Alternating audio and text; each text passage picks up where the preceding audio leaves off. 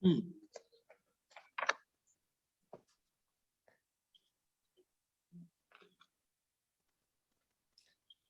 I'm admitting everyone now in 3, 2, 1.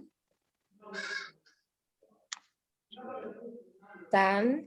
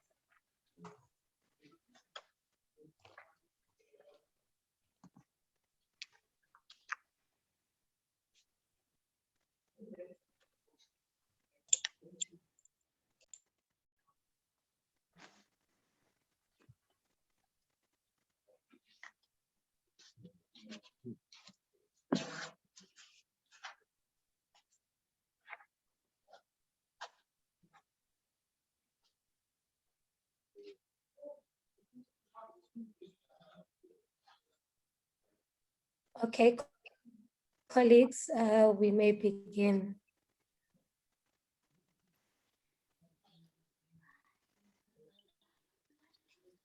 Welcome to Indlulamithi Day. This is the 4th Indlulamithi Day. Please help us by going to menti.com and use the code 83102746. There you will find a question or a request to write 1 or 2 or 3 words or phrase describing what South Africa will be like in 2030. We look forward to your input.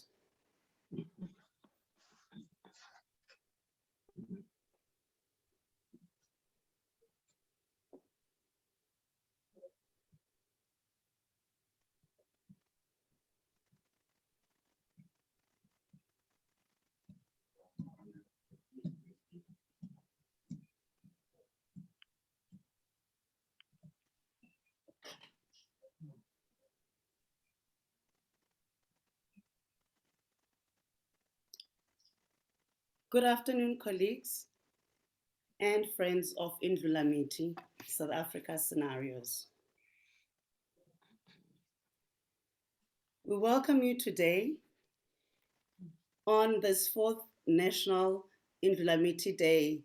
The first one started in 2018, and that was when we launched the 3 scenarios that many of you will know as Gwara Gwara, Naile Walk, and Isibujwa. My name is Kolelwa Kashekadia. I will be your program director today. We are joined on this occasion by former President Kgalema Motlanthe. We also have many other speakers that are going to be contributing to today's program. But the impetus behind today's event is to release the outcomes, or rather the results, of the Indlulamithi 2030 barometer.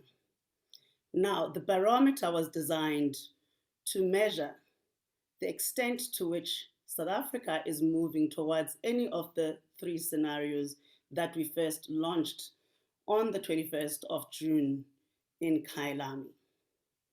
There, the conditions were different.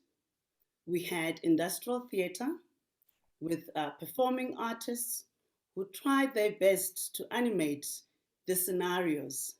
We also had actors and stage performers who did a fantastic job to illuminate what we foresaw or what we were foreseeing for the future of South Africa.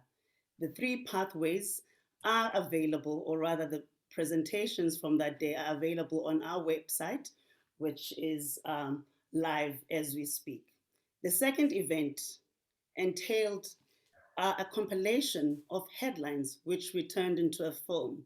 Now, that was a very creative way of expressing how, as South Africa, we live from headline to headline. So the year that was then, in 2019, was launched, and The following year, unfortunately, we had been hit by COVID. We had to present the barometer in the format of a hybrid session, which was led by comedian Dumi Moragi. Today, we are fully online because we understand the conditions or context that we are facing. Rather, there's still COVID, we are now in the third wave, but also there are challenges that we are facing as a country. So we welcome you to join us on this session. It is humble, but at the same time, it's more interactive. We can see the feedback from you all the participants have managed to contribute to the Mentimeter in terms of how you feel about South Africa and what it would look like in 2030. Most prominent is hopeful, better, recovering. To begin the session, I'd like to welcome Dr. Somadoda Fikeni, who is the chairperson of the Indlulamithi 2030 Trust. It's recently registered as a trust as part of the process of formalizing the initiative. Now, Dr. Fikeni has also been recently appointed into the Public Service Commission as a commissioner there. Dr. Fikeni, I'd like to hand over to you so that you can actually put everything into context and set the tone for us today. Thank you. Thank you very much, Program Director Kolelwa. On behalf of Indlulamithi South Africa Scenarios 2030 family, I greet and welcome all to the Indlulamithi Day of 2021 in all various virtual and media platforms where you are following these proceedings. Our distinguished citizen and keynote speaker, the former president of South Africa and patron of the Kgalema Motlanthe Foundation, His Excellency Kgalema Motlanthe, you are welcome, sir. To the trustees, executives, partners and supporters of Indlulamithi South Africa Scenarios 2030, we also acknowledge you, particularly Mapungubwe Institute, the social surveys, the ADRS, and GIBS, which is the Business School of Pretoria University, who are our key partners, especially on the research side. Presenters of various components of the Indlulamithi annual reports, distinguished audience, ladies and gentlemen. Never before in our 27-year-old democracy has strategic conversation about our future been so important as now. Never before has understanding of scenarios and key drivers of major trends that are shaping our future trajectory as a country been so crucial as we try to make sense of intersectionality of multiple crises.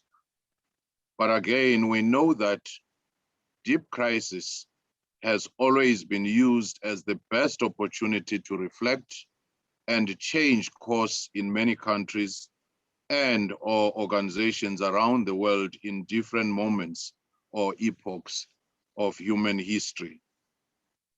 Indlulamithi Scenarios 2030 was established to provide a well-researched, evidence-based, deep dive platform for strategic reflection on key driving forces and major trends that are shaping the future trajectory of South Africa. The Indlulamithi scenario is built around and informed by its key foundational question: what would a socially cohesive South Africa look like, and can we achieve it by 2030? In essence, to what extent the question is probing that the fulfilling of the democratic aspirations of South Africa, of a socially just, inclusive, prosperous, and united society as articulated and codified in our constitution. That, in essence, is the question we're trying to grapple with. Indlulamithi which is a giraffe, must essentially at all times have long-term perspective of issues to focus on ever-changing narratives and sensational headlines. So to this extent, we are having a long-term perspective, which will be our distinguishing factor. In 2018, we presented 3 scenarios. Our first Indlulamithi Day, in these scenarios, we had Bourgeois, which is an enclave bourgeoisie nation torn by deepening divides, daily protest, and cynical self-interests. And we presented another scenario, which is Walk, a nation in step with itself, with growing social cohesion, economic expansion, greater collaboration, and renewed spirit of constitutionalism. This, among these scenarios, being a better one. Then you have the Gwara, which is a floundering false dawn of restless energy and a demoralized and society in a state of disorder and decay. This, in essence, is our worst case scenario. The second report that was released in 2019, we presented the National Social Cohesion Barometer and economic modeling for the first time, using the crafted key drivers and scenarios as a reference point. In the 2020 report that was presented, we also added the provincial Indlulamithi barometer as a component of social cohesion barometer and economic modeling. In 2021, as the program director said, we are releasing the third results of the national barometer and second set of results of the provincial barometer, tracking the trajectory of the 3 Indlulamithi scenarios and our key driving forces, particularly in the wake of COVID-19. We're also launching an interactive online tool for the national and provincial barometer, as well as an update on the activities of the trust, especially our work on social compacting. All this distinguishes Indlulamithi from many other scenarios that have come before, as it has institutionalized the tracking of scenarios to indicate the direction the country is drifting to and assist to focus the collective and co-creative efforts of society in changing the course where necessary.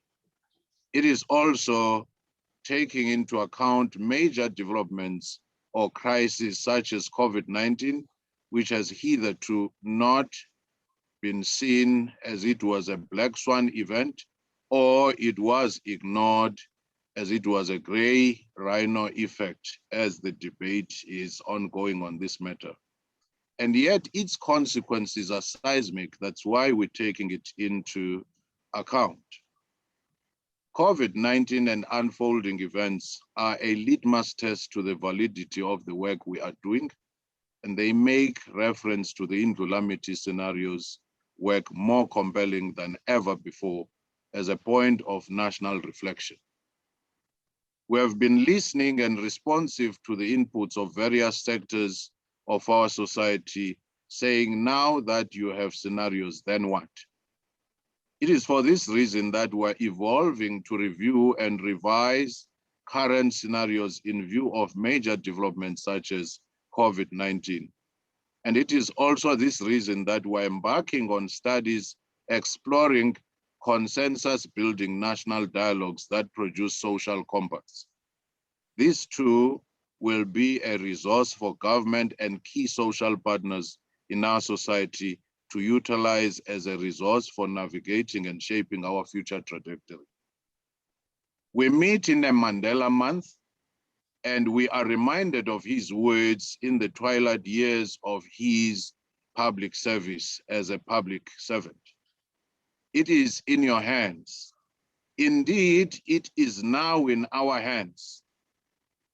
to shape the course of our history and to avert some of the worst case scenarios in our trajectory. And we are reminded of Frantz Fanon writing in his book, The Wretched of the Earth, when he said, each generation must discover its mission, fulfill it or betray it. We all know this moment. We are not where we were in 1994. And yet we are certainly not where we intended to be. At the crossroads, at this forked road, we ask, what does the future hold? Perhaps we should be asking, who holds the future? We are, through this Indlulamithi work, in a dialogue with the future that can be, and creating the future histories and future memories. We therefore implore you to seriously and continuously engage with Indlulamithi scenarios and periodic surveys, as well as economic simulations, as you try to make sense of unfolding events and trajectory of our country. Even more important is an invitation for all stakeholders, from government to business and civil society, to recognize the enormity of and complexity of our compounded challenges, and embrace the spirit of co-creation and co-determination of a better cause in our country, and our quest for a socially just, inclusive, prosperous, and united society. To this end, we encouraged by the ever-growing number of key societal stakeholders who have taken interest in the Indlulamithi work and followed with engagement and some partnerships. To that end, again, I end by saying it is in our hand in this Mandela Month. I thank you. Thank you so much, Prof, for setting the context for us today. And thank you for also introducing the audience to the three scenarios. For those who want a greater detail of the scenarios, please visit our website, sascenarios2030.co.za. Now, as part of the co-creation process and us consulting with various stakeholders, we had to engage with also the former president, Kgalema Motlanthe, who's going to be joining us and giving us the keynote address shortly. But as part of those briefings that we had with the former president, he emphasized the issue of agency, questioning us whether we have thought clearly about agency, but also how we intend to mobilize social forces, especially those coming from the private sector, to fall in. We all know that there is the issue of trust deficit that seems to be endemic across the spectrum. But also, what about land hunger? So as we proceed and looking at the process of refreshing the scenarios, we also had to take all these things into consideration along with the gray rhinos that Dr. Fikeni spoke to. So now, without wasting any time, I'd like to welcome former President Kgalema Motlanthe, who was the president of the country from 2008 to 2009. He was also deputy president from 2009 up until 2014. His Excellency, former President Kgalema Motlanthe, over to you, sir. Thank you very much, Xolelwa Kashe Katia, Program Director, Professor Soma, Dr. Fikeni, Dr. Padile Wotla, Dr. Asgar Adelzadeh, Dr. Tara Paul Zangwatu, Mr. Andile Sanu, and all eminent participants. Ladies and gentlemen, our ability to explore each other's points of views, beliefs, findings, and solutions is our strongest tool to discover how to steer the nation on a trajectory of recovery and cohesion. To engage in a national strategic conversation is to learn from one another, make collective decisions, and take action in a manner that serves the needs of a nation in trauma. The time for dialogue has never been more pressing in South Africa's democracy than it is now. As we examine the Indlulamithi scenarios and planning models, we gather again to deliberate on the research and quantify data and interpretations of science to understand what needs to be done to save South Africa from injustices of the past, injustices of the present, and injustices of poverty on people in future.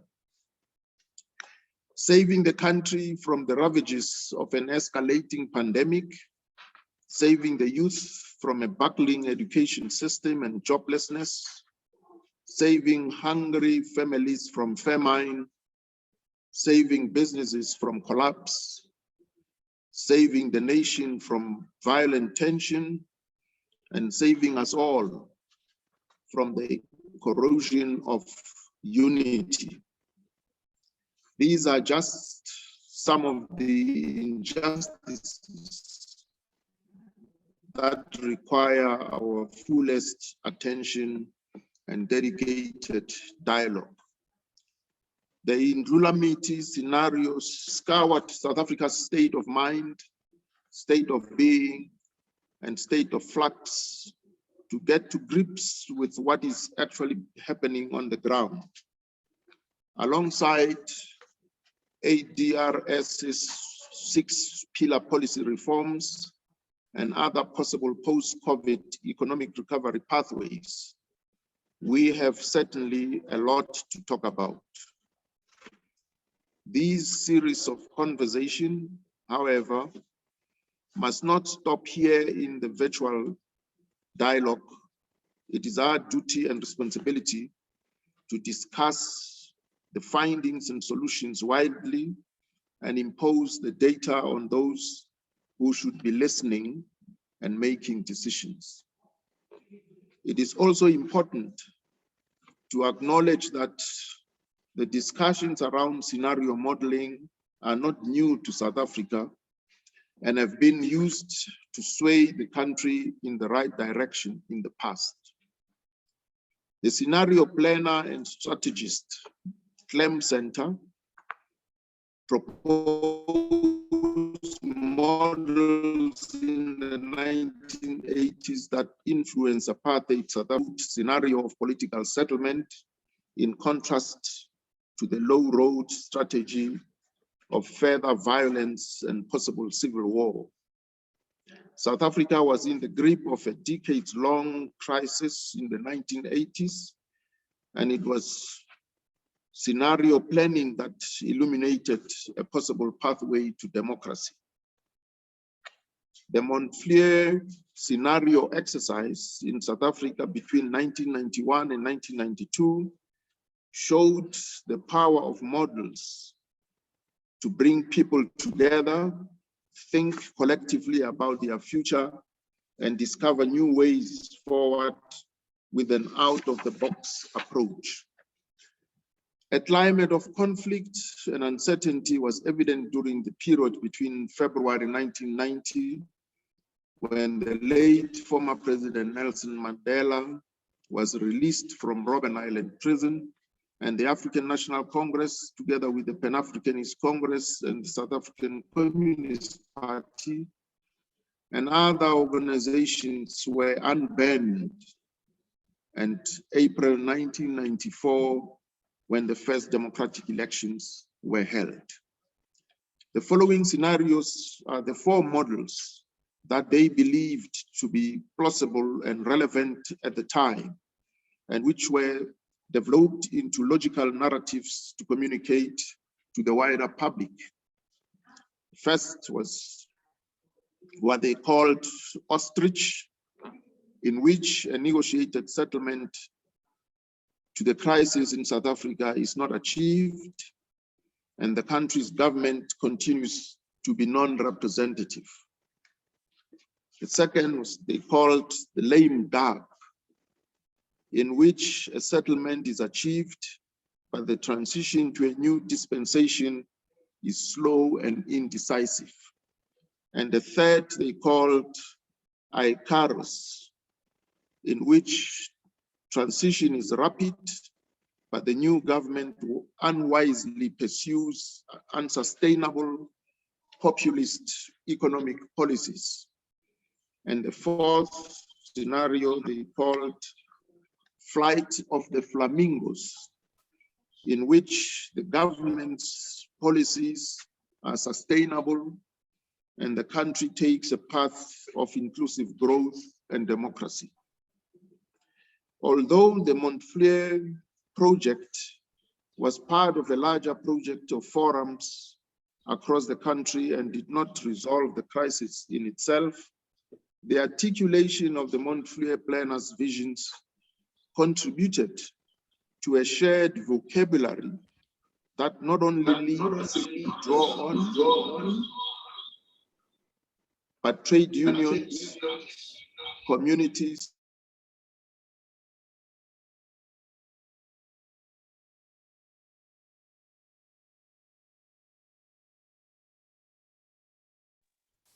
President, you are muted.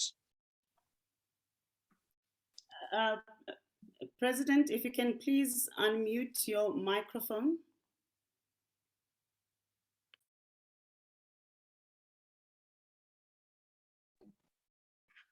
Yeah, thank you. I'm sorry about that. I didn't unmute myself. I didn't mute myself. I think the gremlins are in charge here. And I have no clue at what point did I end up being muted. So should I take one step back, perhaps? Yes, please, if you can say. Thanks. Yeah. If I'm repeating what I've already said, you'll bear with me then. The following scenarios are the four models that they believed to be plausible and relevant at the time, and which were developed into logical narratives to communicate to the wider public. The first was called the ostrich, in which a negotiated settlement to the crisis in South Africa is not achieved, and the country's government continues to be non-representative. The second they called lame duck, in which a settlement is achieved, but the transition to a new dispensation is slow and indecisive.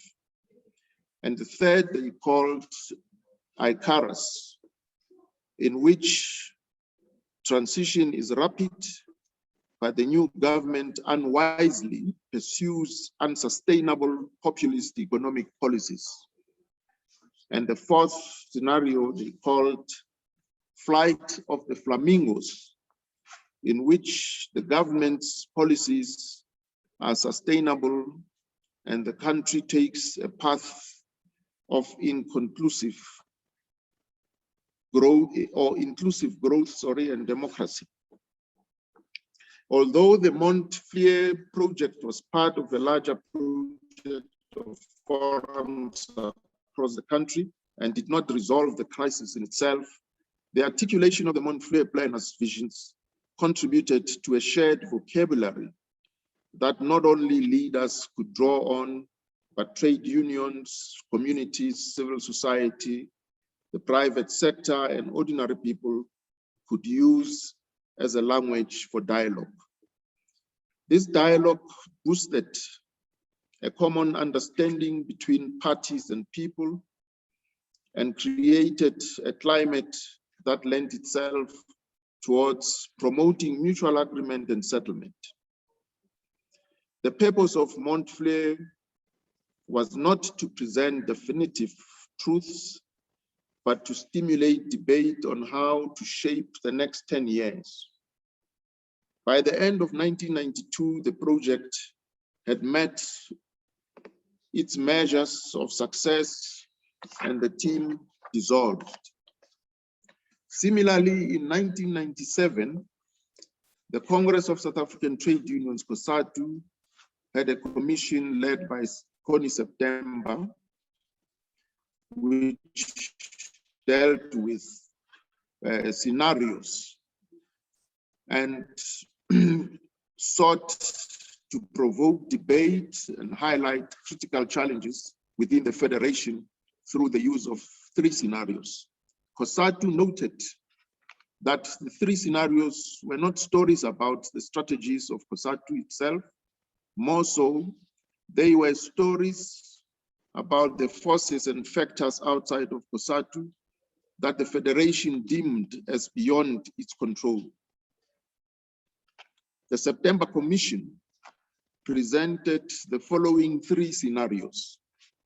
The first was called the desert. The second was called Skorokoro. And the third was called pap, fleis, and gravy. Under the desert, the report said the following. And in this scenario, there is no economic development, no RDP delivery, and a high level of class conflict. South Africa finds itself in the desert instead of the promised land of the Reconstruction and Development Plan. Could socialism provide the way out of the desert and towards the promised land? The question was posed.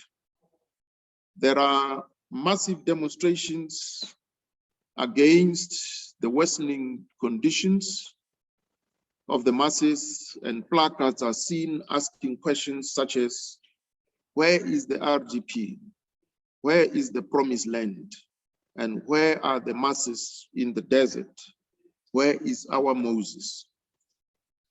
Powerful organizations of the unemployed, the youth and communities emerge, while the government detains a number of leaders. Government leaders promise to look into the people's legitimate grievances, but warn against false prophets who mislead the people. And under the Skorokoro scenario, the report said, in this scenario, there is some economic growth and modest delivery. The main features are, on the one hand, increasing social fragmentation and conflict, and on the other hand, the rapid self-empowerment of Black business and the Black middle class. South Africa is a Skorokoro zigzagging from problem to problem. Ethnicity, racism, provincialism, and regionalism become very powerful as a result of lack of delivery and conflict over resources. Patronage and corruption become the order of the day in government and in civil society. On the ground, there is a lack of cooperation and violent conflict in communities and on the shop floor. The Rainbow Nation does not exist. The culture of self-enrichment and the growth of a Black middle class could undermine the union's culture of solidarity. And under the pap, fleis, and gravy, in this scenario, there is massive economic growth and development. Jobs are created and the RDP delivers. There is pap and fleis for most people.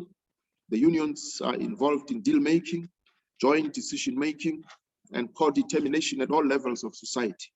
But are they getting caught in the gravy? The question was posed. Over the next 6 years, that is from 1997 onward, there is tremendous growth in all sectors. All kinds of small and medium companies flourish. This means that there is a wide range of new jobs and new workers. Many women are employed in low-paid and vulnerable sectors. For example, seasonal workers in the tourist industry. Millions of people are still unemployed and many work in the informal sector.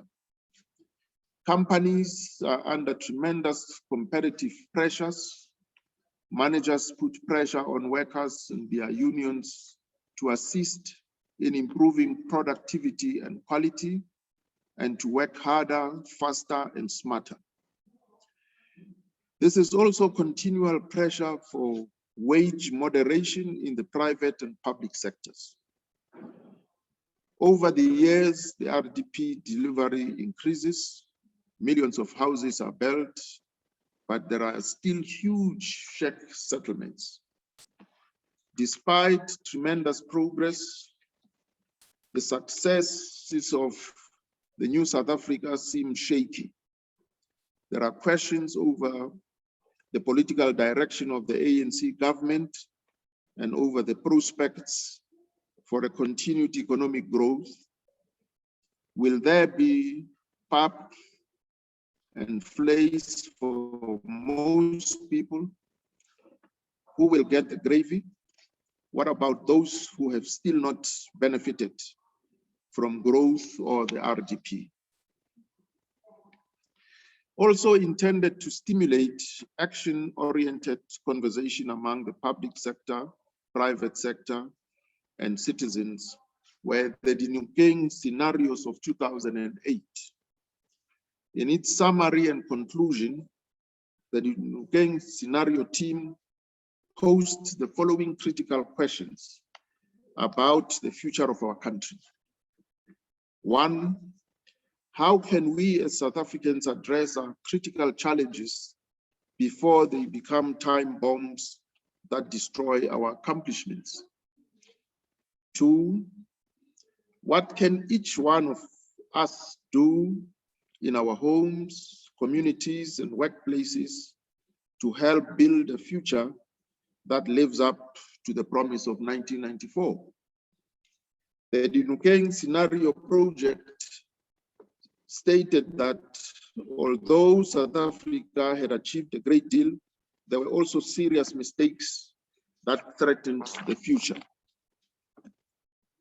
Many difficulties similar to the crisis at the dawn of democracy still haunted South Africa at that time, with critical economic and social challenges in relation to unemployment, poverty, safety and security, education and health, all of which were exacerbated by the global financial crisis of 2008. The Dinukeng Scenarios offered 3 possible ways that South Africa might walk into and so create a world we walk apart. In this scenario, the state becomes increasingly weak and ineffective. A disengaged and self-protective citizenry eventually loses patience and erupts into protest and unrest. The state, driven by its inability to meet citizens' demands and expectations, responds brutally, and a spiral of resistance and repression is unleashed. The message of Walk Apart is that if we fail to address our critical challenges, if we fail to build state capacity, and if citizens do not organize to engage government constructively, we will experience rapid disintegration and decline. The second they called We Walk Behind. In this scenario, the state becomes increasingly strong and directive, both enabled and by enabling a civil society that is increasingly dependent and compliant. The state grows in its confidence to lead and direct development. However, it does not by itself have the capacity to address critical challenges effectively. The demands of socio-economic development and redistributive justice amid a global and domestic economic crisis place strain on the state's capacity to serve all. The message of Walk Behind is that state-led development cannot succeed if state capacity is seriously lacking.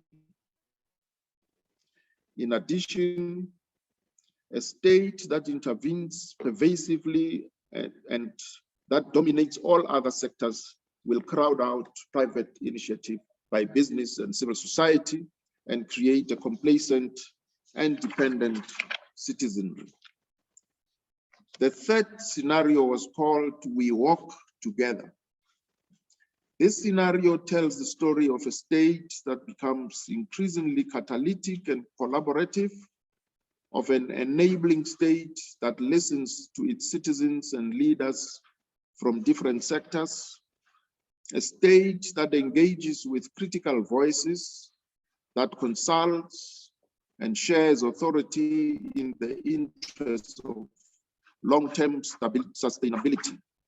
This is also a story of an engaged citizenry that takes leadership and holds government accountable, a citizenry that shares responsibility for policy outcomes and development. The message of Walk Together is that we can address our critical challenges only if citizens groups, business, labor, and broader civil society actively and effectively engage with the state to improve delivery and enforce an accountable government.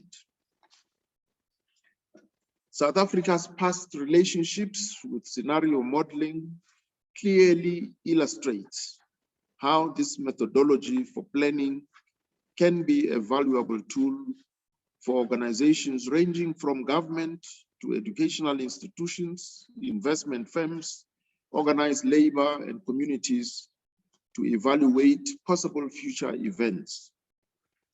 By analyzing the discrepancies between possible futures, decision makers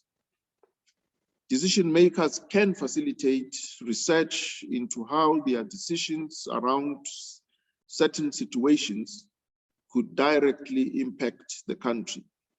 By creating a multitude of possible scenarios, entering varying inputs of data, and then contrasting them against a common basis, scenario modeling offers a definite and unmistakable advantage over traditional forecasting. Ladies and gentlemen, after 2008, for reasons that hopefully Dr. Padile Otla and the Indlulamithi Scenarios team could elaborate on, the project and methodology of scenario planning dwindled and fell away. It was with the dawn of the Indlulamithi South Africa Scenarios 2017 that scenarios were resurrected with a team of economists, researchers, business leaders, and passionate activists to create a new set of models that offer South Africa the potential to future-proof itself. We are undoubtedly at another crossroads in the development of South Africa, and today's layered crisis present an opportunity to decide what is important to us and how we respond to a moving target. In 2018, the Indlulamithi South Africa Scenario 2030 released a forecast of what South Africa could look like by 2030 and named 3 possible futures: Isibujwa, Nailewok, or Guarabara. Isibujwa, an enclave bourgeois nation torn by deepening social divides, daily protests, and cynical self-interest. Nailewok, a nation in step with itself, where growing social cohesion, economic expansion, and a renewed spirit of constitutionalism get South Africa going. And Gwara Gwara, a floundering false dawn, a demoralized land of disorder and decay. Several years later, and at a time of great challenge and despair, the Indlulamithi scenarios now offer an updated iteration that differs to past scenarios in that they have now instituted the Indlulamithi barometer, which monitors levels of social cohesion to determine which scenario the country is tracking towards.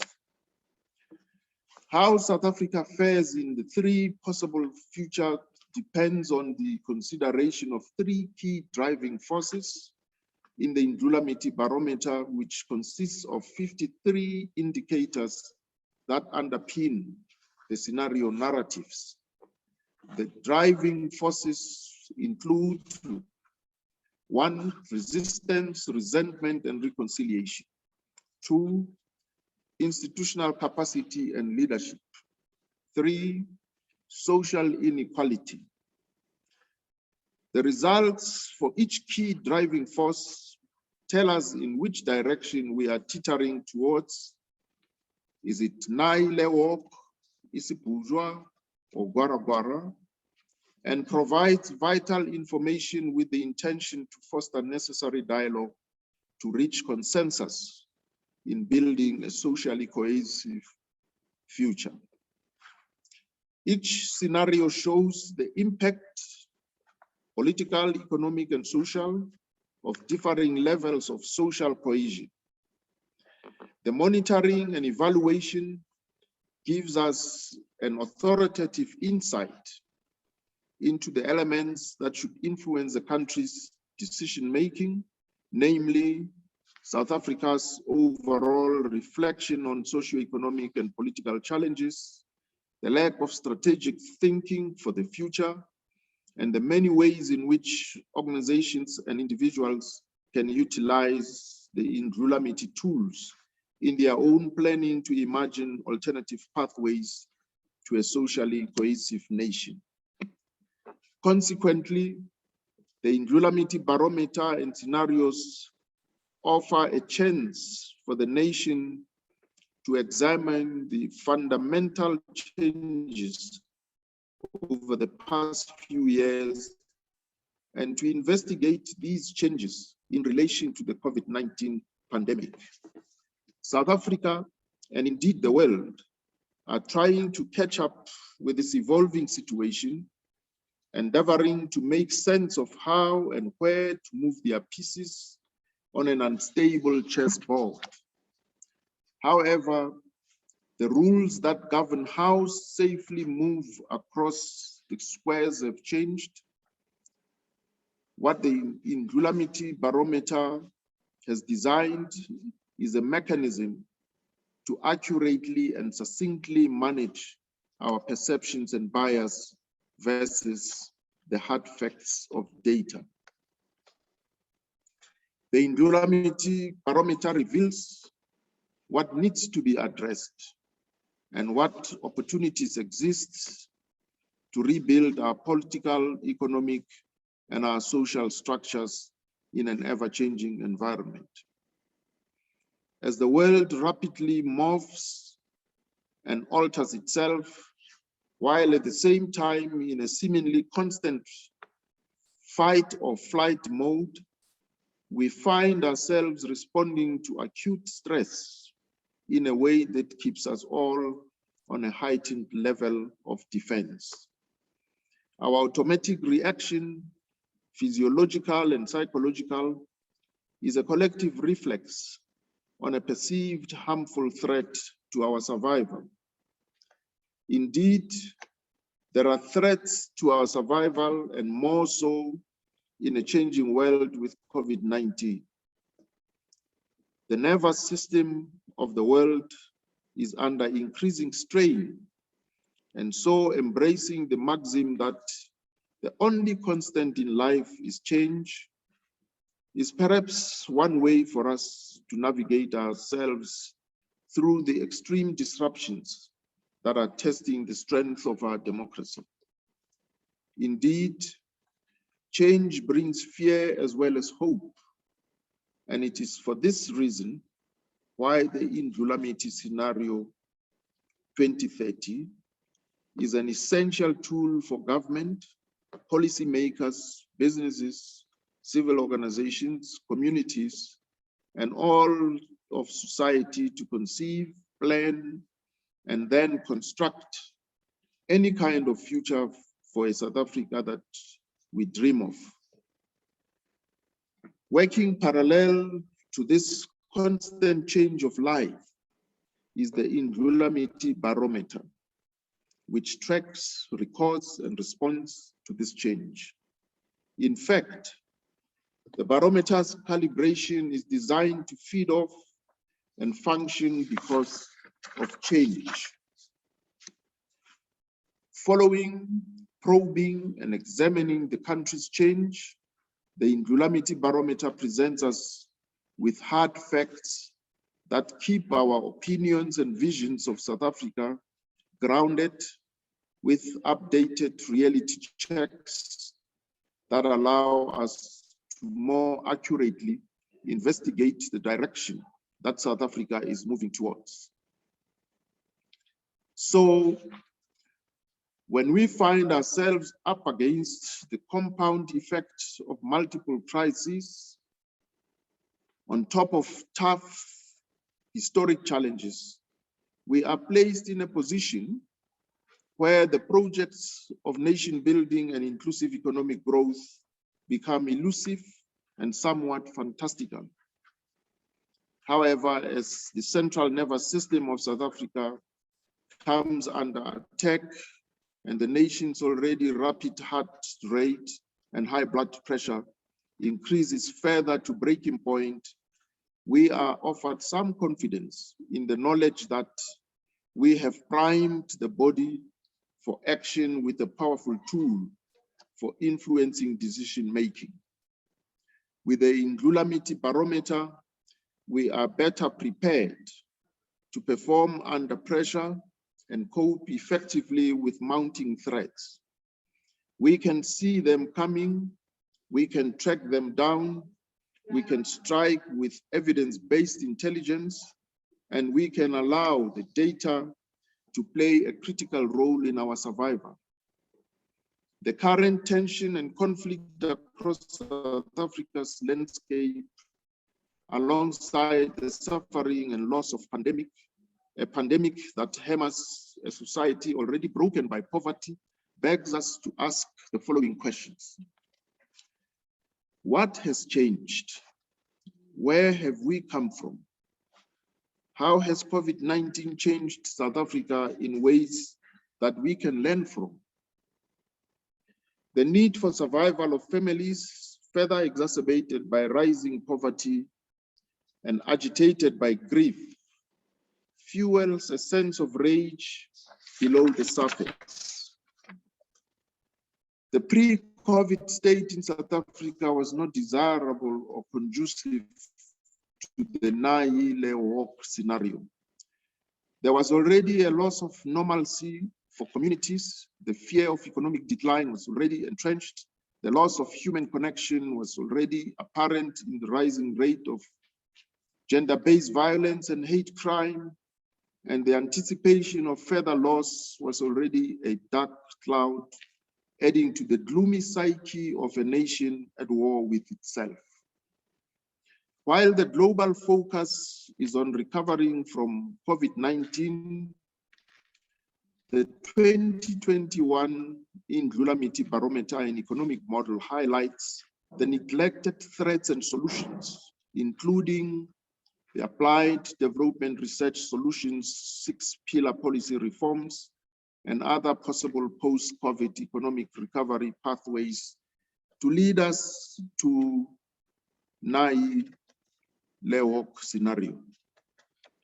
It is important for us to acknowledge that with the Indlulamithi scenarios, we can find meaning in the process of economic and social recovery, and that through the data, we can find a way to heal. The 2021 Indlulamithi barometer shows a striking dimension of social inequality that leaves us dragging far behind other developing nations and way off the mark of where we had planned to be this far into democracy. Unfortunately, the Gwara scenario rears its ugly head in this situation and is sustained by the underlying socioeconomic beasts of unemployment, poverty, poor healthcare, a failing education system, and lack of safety. When considering isolation and segregation, the quarantine and lockdown measures are essential to stop epidemics. However, this long-term isolationism leads to economic collapse without offering any real protection against infectious disease. These characteristics are evident in the findings of the 2021 Indlulamithi barometer. The data shows it. History, however, shows us that real protection arises from the sharing and use of reliable information, from collective vision, national and international solidarity, and decision-making based on these principles. It could be said that the antidote to the challenges of COVID-19 and associated challenges is collaboration and cooperation, but with institutional capacity and leadership stumbling into the Gwara dimension at 43% in the 2021 barometer, the data shows that there is less rather than more of the crucial antidote to a land of disorder and decay. The barometer shows us that by February 2020, we had crossed the halfway mark into the realms of the Gwara scenario. But where will we be in 3 months, next year, or 10 years from now? With the Indlulamithi scenarios and barometer, we can learn from our past, explore our possible futures, and indeed discover that within every crisis, there is also opportunity. There are a number of possible futures for South Africa, and together with the Mangongobje Institute for Strategic Reflection, the Indlulamithi South Africa Scenarios 2030, scientists, philosophers, policymakers, creative minds, and civil society organizations and gathered here, we hope to paint a picture of various scenarios and map out possible pathways to create a South Africa we know we all deserve. With all this information at our fingertips and a nation slipping into a state of Gwara, the question that begs to be asked is, who is listening? Who is taking the initiative to utilize these reports? What steps are being taken to ensure that South Africa is pulled out of the doldrums of Gwara? All this is dependent on how government, the private sector, and society respond collectively. We understand that dialogue among equals will provide a platform to discover, share, and achieve a greater common good through knowledge. This gives us a sense of autonomy to determine the future we know South Africa deserves. This gives us hope, but what we also understand is that hope is not enough. To carry out our aspirations, we also need a solid action plan that is amplified by leadership consensus and the conviction of many. Enter the Indlulamithi Social Compacting Initiative that builds on the rich legacy of engagement in South Africa between all stakeholders through social dialogue to address and resolve deep-seated societal conflicts. This participatory process creates a platform for reflection, mutual understanding, and motivation for a broad cross-section of society to unite through the principles of a social contract that guides us. Harnessing the power of dialogue, a compact acts as a social initiative that is underpinned by active citizenship and the pursuit of greater social cohesion as a pivotal point of national interest. The Indlulamithi Social Compacting Initiative reinforces and echoes the significance and weight of one of the world's most progressive and inclusive social compacts, the Constitution of the Republic of South Africa.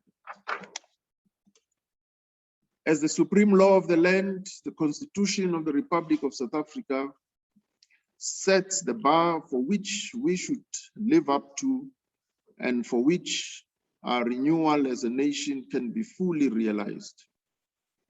But as the Indlulamithi Scenarios and Barometer have highlighted, are we living up to that bar? Through the malice of pervasive corruption, a weakened state, and mounting poverty,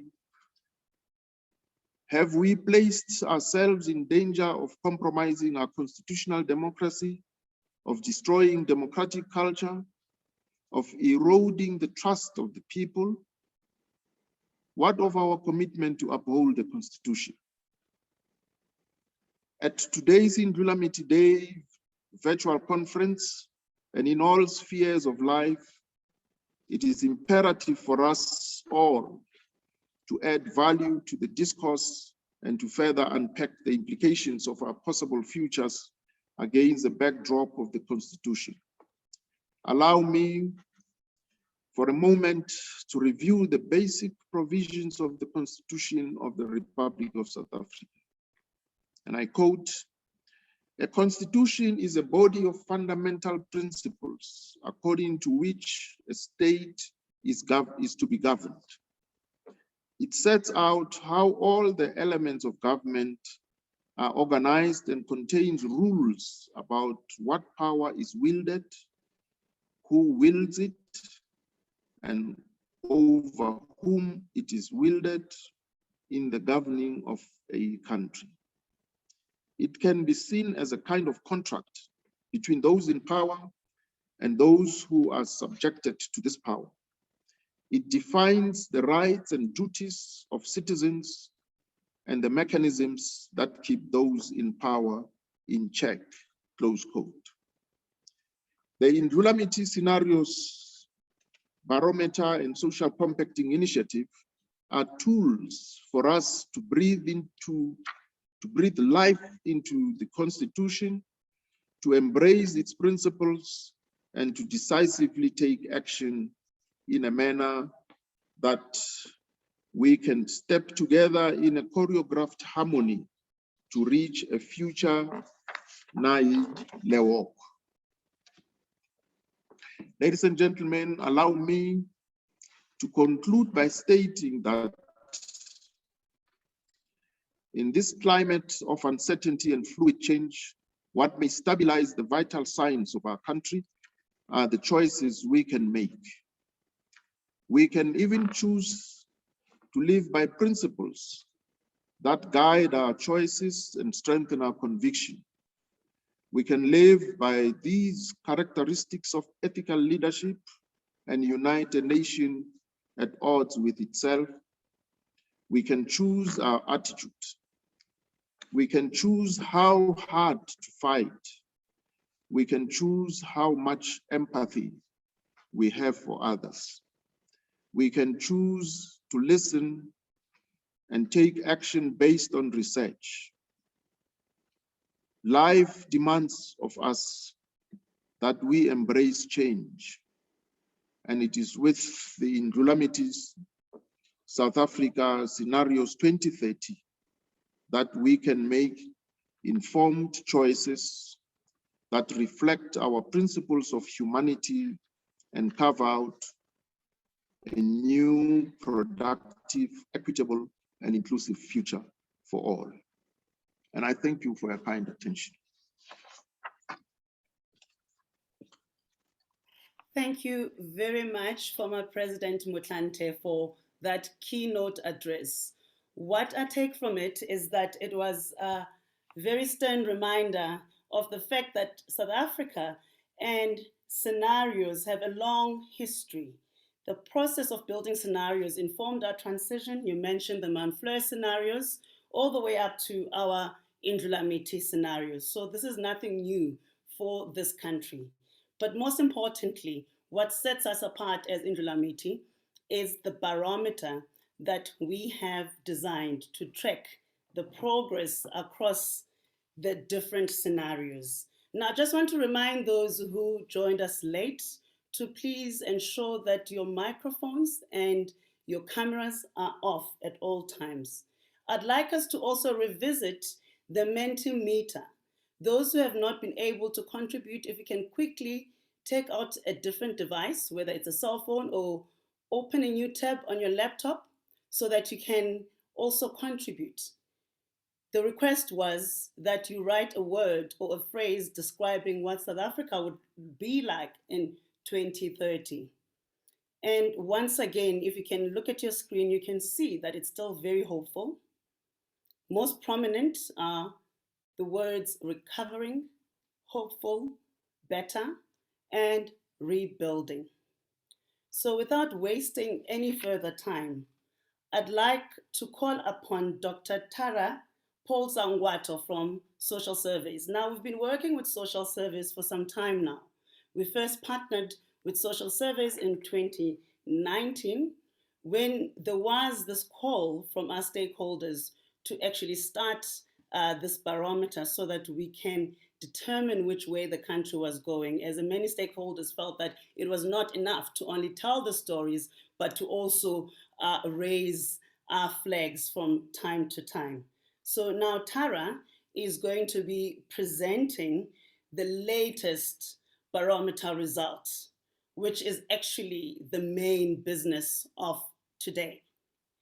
Now, this was done by actually using our key driving forces that were already mentioned by previous speakers, which is inequality, resistance, resentment, reconciliation, but also issues and challenges of leadership. Now, over to you, Tara, so that you can give us the latest results. I know some in the comments section have already asked where we are today. So this next presentation is going to do precisely that. Thank you. Thank you, Olelwa, and good afternoon, everyone. It's my pleasure to present the third iteration of the Indlulamithi National Barometer at a time when, as we've been hearing and seeing and experiencing in our own lives these last days, long-term evidence-based perceptions and data on social cohesion in South Africa are more relevant than ever. The purpose of the barometer, as we've heard, is to support conversations across all of South Africa by annually tracking the extent to which South Africa is moving towards one of the three Indlulamithi scenarios. I would like to invite all of you who are on Menti to move on to the next question. Which scenario do you see South Africa being in at the moment? And as I continue my presentation, that data will keep collecting in the background. If you can go to menti.com, the link at the top there, or it's also in the chat, and then we'll come back and see where all of you think we currently are.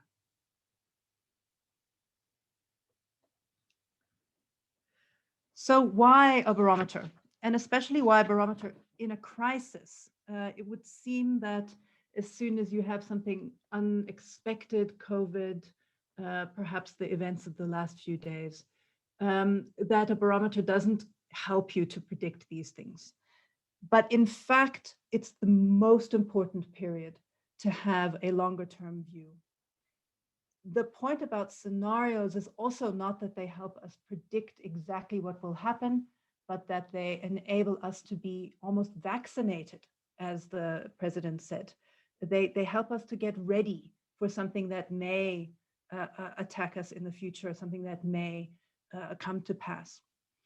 And one of the reasons scenarios are such powerful tools for influencing decision making at the individual level, but especially at the societal level, is because they combine storytelling and hard facts. The storytelling links with our emotions, and it allows us to feel what it would be like to live in the scenarios, either the ones we hope for or the ones we hope to avoid. The hard facts, they ensure that we keep our stories realistic, that we have a shared basis for conversation across different parts of our society, and that we can regularly check our biases and assumptions against something concrete. So especially in a crisis when everything seems to be changing even faster and more fundamentally than usual, we need ways of anchoring our reactions to some longer term perspective. When tracking our annual progress against the scenarios, we need to maintain both the power of the storytelling and the factual basis. And that's why our annual Indlulamithi tracking process has both components. One based on stories and perceptions about key events of the year, and one based on clearly defined empirical indicators. Now, both are equally valid. They just tell us about our experiences as a country in different ways. So let's start with a review of some of the key events of the year and what they tell us about where we are in terms of the scenarios. We've organized these events again by the key driving forces that we've heard about, but also whether the event relates to COVID-19 or not. It's really important at this point to remember that just because COVID-19 has had such a major impact on our lives these last 18 months, there are many institutions, processes, and trends that preceded it and that remain in place or which are happening in parallel. So with each briefly mentioned event, you will see a barometer icon on the right. You'll see there, pointing to yellow on the right if the event indicates the growth and cohesion of the Naili Walk scenario, pointing to green on the, green on the left if the event is an indicator of weakness and dissolution as described in the Gwara Gwara scenario, or pointing to the turquoise in the middle for the muddling through inequality of the Isi bourgeois scenario. Some events point in two directions at once if they indicate a weakness, which is nonetheless being addressed through functioning institutions. So let's start with institutional capacity and leadership, things that are not COVID-19 related. And let's start with our region. So this past year, in the last 12 months, the African Continental Free Trade Area began trading on the 1st January 2021. This has created the largest free trade area in the world. Many of us may have actually forgotten that this happened. This is very significant. And it's creating and will continue creating many new economic opportunities for South Africa. The future of the country is inexorably linked to the future of the region and the continent. So this is actually an important step towards Naili Walk. Another example of South Africa's link to the wider world is more ambivalent. The original scenario stories predicted that South Africa would get its first IMF loan in 2027 as part of the Gwara Gwara scenario. And here we are getting an IMF loan in 2020. However, if we are to get a loan, perhaps it's better to get an emergency COVID loan with relatively few conditionalities. It's certainly not an embarrassment to join much of the rest of the developing world in seeking financial assistance at this time. Now, when we look at institutions and leadership at the national level, we have several major events of ambivalent significance for the scenarios in the last weeks.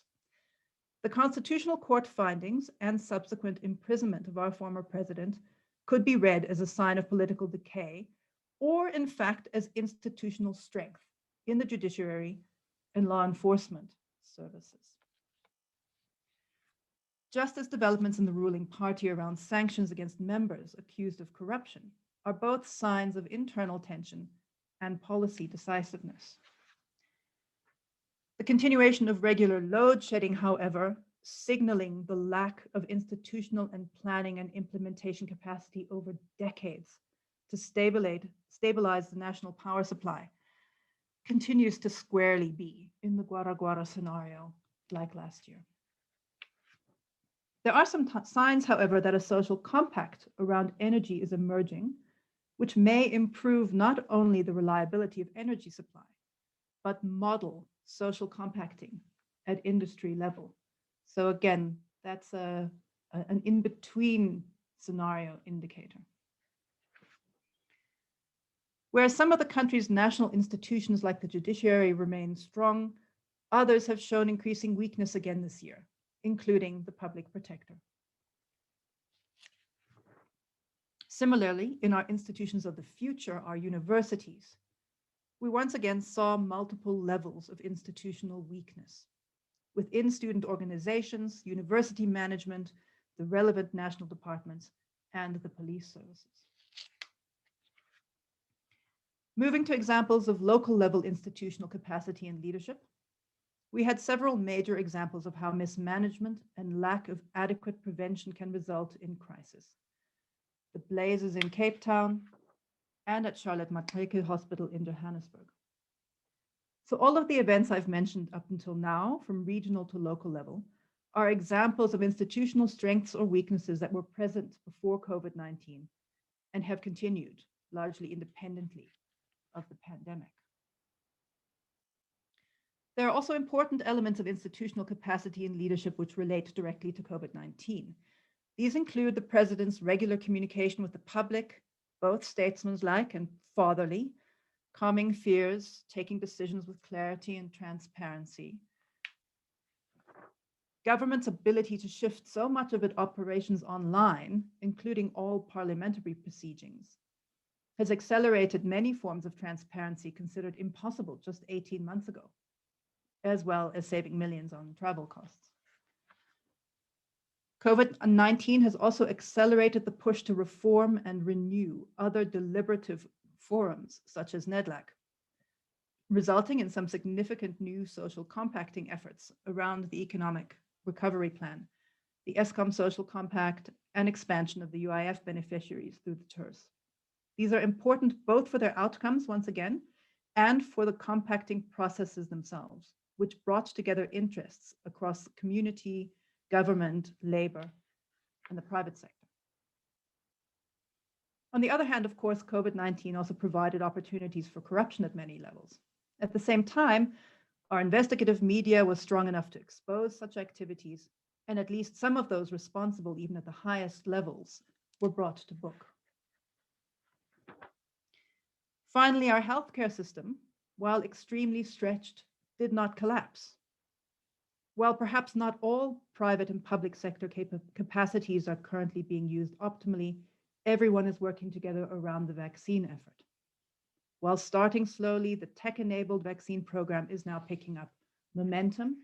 Of course, in the last couple of days, disrupted again, but we certainly hope it will regain the momentum we're starting to have. And as is so often the case, if you look for unexpected capacity in leadership, they can be found. So now let's look at the key driving force, social inequality. Even as COVID-19 dominated everything social and economic in these past 12 months, there have been some encouraging responses with potential positive legacies for future scenarios. One is the relatively fast and widespread introduction of the Social Relief of Distress Grant and the digitally enabled systems built to support this.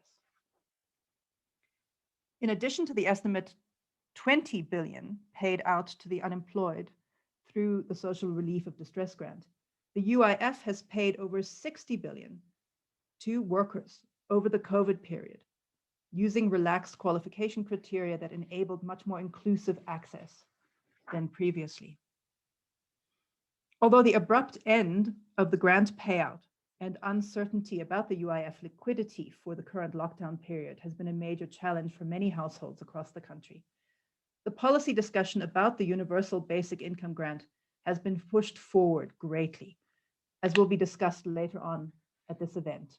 Again, something that is very much future-looking.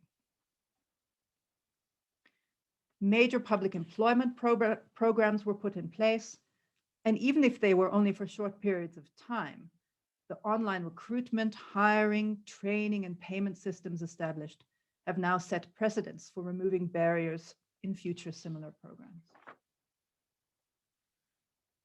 At the same time as digitalization has progressed apace in employment and training and education, it has, of course, also excluded or disadvantaged many, deepening the digital divide and increasing many forms of inequality, as predicted by the East Bourgeois scenario. And so the digital inequality element that was already building has in some ways been accelerated in these last 18 months. Many other forms of inequality have deepened without any silver linings. The increase in interpersonal violence has been extreme when we were already among the most violent countries in the world. And socioeconomic inequality overall has widened, not only reinforcing existing inequality by race, but also by gender. So that really does pose the question, how much more inequality can a country take before it splits apart or erupts? Perhaps the most telling indicator of all that we have reached the Gwara scenario is that food insecurity has tripled in the last year, from 5% in our last barometer to 17%, with a worsening outlook to 20%, especially in KZN. This is according to tracking by the UN. That's 1 in every 5 people in the country. Food insecurity is the most direct and extreme expression of what the loss of incomes and the unequal distribution of basic resources really feels like. I don't know how many people on this call have felt hunger. It's a feeling that you don't ever forget. In South Africa, income poverty immediately translates into hunger. Because of the deep structural histories around the misappropriation of land and the destruction of subsistence agriculture, knowledge, and values, both rural and urban. Food prices have risen globally over the last 12 months, which historically correlates strongly with political unrest across our continent and across the world. Witness the food price riots in Cuba this week and the relationship between food prices and the Arab Spring protests a decade ago. It may not be much of a comfort today that we are not the exception and we are not alone, but it certainly focuses the mind on where history tells us we may be headed. So now just let's look at resistance, resentment, and reconciliation very briefly. This is about how South Africans feel about each other. So this is one of those places where South Africa is quite specific. We have our own tropes that we keep coming back to. Long-standing unresolved questions of race have not, of course, disappeared. They remain core to how political parties are seen, how political parties mobilize, how people interact with each other in public and private spaces. The last few days in KZN in particular have also taken on a racial narrative in some ways. On the other hand, there are increasingly new ways of speaking about privilege and structural whiteness, which are opening up avenues for organizations and individuals to engage with questions of transformation in new and possibly more constructive ways, which is why we have this as the East Bourgeois scenario and not quite yet as Gwara. There have also been some impressive collaborations across race and class around COVID-19 relief donations, with ordinary citizens along with corporates contributing to a major effort through institutions such as the Solidarity Fund and others. But then we have the events of the past week, bringing together all the trends and contradictions from across all the 3 key driving forces: the justice system and party politics, deep social need, food insecurity, and erupting frustration with the status quo state and economy that are experienced as deeply unjust. and a rule of law which is seen to represent and protect both the unjust state and economy in many ways by many people. So it is particularly at such a disrupted time that we must complement our analysis of major events with a view of more structural underlying trends. This is what the Indlulamithi barometer allows us to do. As we've already heard, the barometer combines 53 indicators, all of which are based on data published by reputable national and international organizations. Each indicator represents a dimension within one of the three key driving forces that underpin the scenario narratives. As an example, under state capacity, we have Auditor General report results for state entities and the reliability of public services provision in power and water.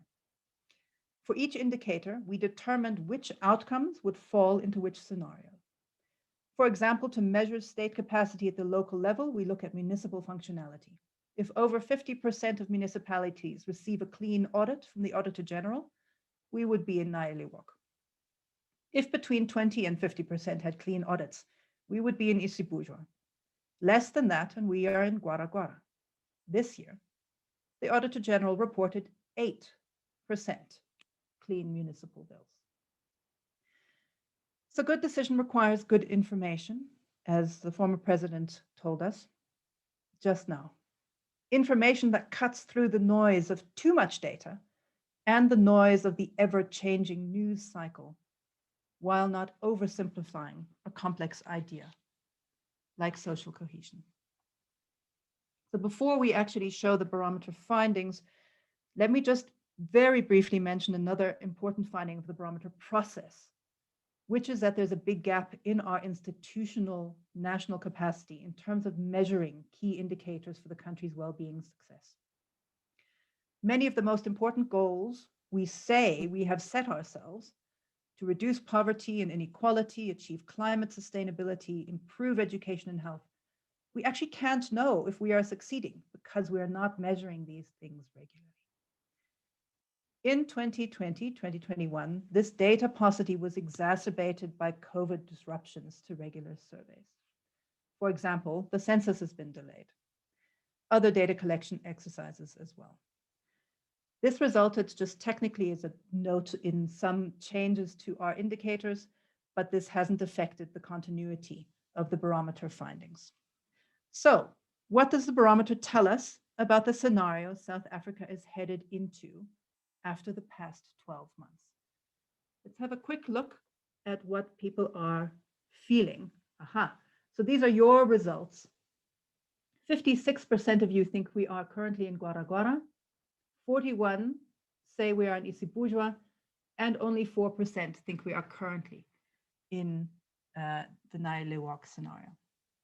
All right, so let's see. Let's look at this by key driving force first, before we look at the overall aggregate. Within resistance, resentment, and reconciliation, so how we feel about each other. This is put together out of 11 indicators. 50% of those indicators point us into the Gwara Gwara scenario. This is the first time we've had a majority, almost a majority in this scenario in the last 3 years. If we look at institutional capacity and leadership, still quite balanced, still quite a few indicators looking good, as well as middling. Once again, however, this year, if we look at social inequality, we see completely unsustainable levels. When we compare ourselves with target the countries had set itself, as well as international comparisons, we see that the underlying socioeconomic conditions for the majority of South Africans in terms of employment, health, education, safety, are pulling us very, very strongly into the divisive Gwara Gwara scenario. This year, compared with last year, the indicator for food security dropped from Isibujwa into Gwara Gwara, as already mentioned. The one positive indicator within the social inequality dimension is that overall life expectancy is still rising. If we compare ourselves with last year, we see a worsening of the scenario trends in every single key driving force. I'm not going to go into the specific indicators that changed for reasons of time, but you will be able to see this on the website as well as through the shared presentation afterwards. So overall, where are we? When we combine the three key driving forces, we see that the barometer for 2021 puts us squarely in the Gwara Gwara scenario, almost 2/3 of the way into the Gwara Gwara scenario, a land of disorder and decay. This is not a single story. There are indicators that show that other scenarios are still possible, but it is a significant decline compared to previous years. In only 3 years, South Africa has gone from 46% to 59% in the Gwara Gwara scenario. We do also annually do a perception survey. I will go through this very quickly because there are other presentations and we do want to have a discussion. But it is important to note that in addition to having good data, you also need an awareness of the need for change and a desire to change and a sense that change is possible. So this perception survey was done in June before the riots of the past few days. We asked 1,000 people which scenario they foresee coming through in the next 12 months. The respondents represent a good spread of voices across gender, race, age, employment status, and province. So overall, South Africans are a fairly optimistic bunch. Almost a quarter see a socially cohesive South Africa emerging in the next 12 months. But the picture is less optimistic than last year, when 27% predicted Nailewok and 43% predicted Gwara Gwara. If we did the same survey this week, of course, I'm sure the results would be different. As in previous years, we see that younger South Africans under 20 remain the most optimistic. In terms of employment status, this optimistic age effect is also clear when we look at students. What we look at when we see the unemployed is that there is a group that is more optimistic than the employed. If you can see the yellow bar at the top there, 23% foresee a hopeful Nailewok, but most of the unemployed predict or perhaps simply experience today's everyday reality of the Gwara Gwara scenario. So overall, the sense of hope has significantly decreased in our perception survey findings. We launched the provincial barometer last year, and the idea there was to look for places of dialogue and places of compacting that were not just at the national level. This year, we are not presenting a provincial dialogue that's comparable to last year's because there simply is insufficient data for year-on-year comparison. But we do have some points just very briefly of hope here. We can see that this is a perception survey. We can see that in some provinces, there is a lot more hope than in others. So Limpopo, more respondents saw that or perceive that social inequality is actually decreasing. Again, in Limpopo, there's a sense by more people than in other provinces that institutional capacity and leadership is getting better. There is a sense of hope for reconciliation, 31% in the Eastern Cape, 26% in the Northwest. So there are places of hope, sometimes in unexpected places. All right, so that brings me finally to our conclusion. The barometer is designed to focus on us on where we are so that we can have a conversation about where we want to go from here. We have stepped through the doorway of Gwara Gwara, and we will need an extraordinary effort to turn around, to fill in the deep social inequality cracks in the foundation of our country. So how do we get to a socially cohesive Nailewok from here? Before the next presentation gives us some ideas for a path ahead, I ask you to go back to Menti and reflect on what you personally can do right now to shift this story.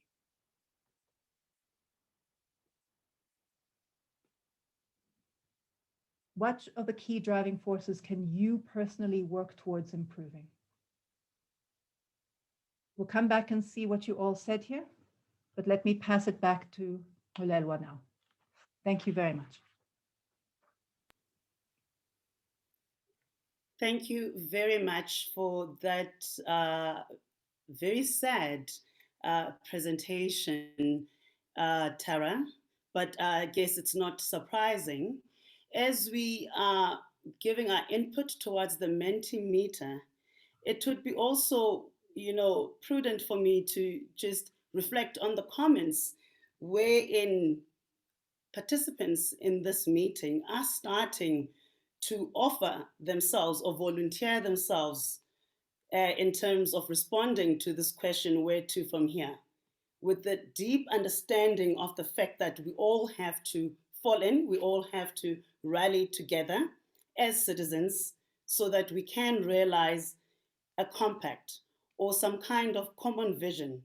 The former president, Motlanthe, also suggested that the Constitution may offer us that North Star that can guide us towards that. As Indlulamithi, we also have started a number of initiatives to try and respond to this. One of those initiatives is to research and explore the idea of social compacting so that we understand instances wherein social compacts have been successful and where they have failed. Another project that we've embarked on is that of economic modeling, which is led by Dr.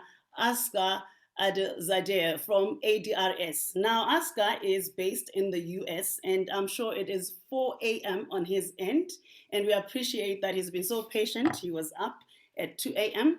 to give this presentation. So I'd like to hand over to Asgar, who is very familiar with the South African situation from the days of the RDP. Over to you, Asgar, with the post-COVID economic outlooks that are likely for our country, or rather some choices that we might have to make as a way of charting the way forward. Thank you. Good afternoon. Thank you, Kolela, and good afternoon, everyone. A lot has already been covered. My presentation will be to some extent narrower than what Tara presented, more on the economics of the side of the Indlulamithi scenarios. As you all know, South Africa has been experiencing an ongoing economic crisis. I'm just getting my bearing. Characterized by high rates of low economic growth, high unemployment rate, high poverty, and high inequality. And as these graph shows, in the last 25 years, if you look at the South Africa's economic growth, the average growth rate has been 2.2% from 1996 to 2020, 2.2%. And if you take the population growth into consideration, the GDP per capita for the last 25 years, the average is less than 1%. It's 0.64%, almost 0.5%. Very basically a chronic low economic growth has been the characteristics of South Africa's post-1994 or post-1996 period. Similarly, with respect to unemployment rate, as you all know, in the last 20 years, South Africa's official unemployment rate has been above 20%. And with respect to, if you use the expanded definition of the unemployment, it has been over the last 20 years above 30%. The unemployment rate has been above 30%. About half of the population, more or less 50% of the population, living in poverty, and income inequality has continuously worsened and is now considered the highest in the world. So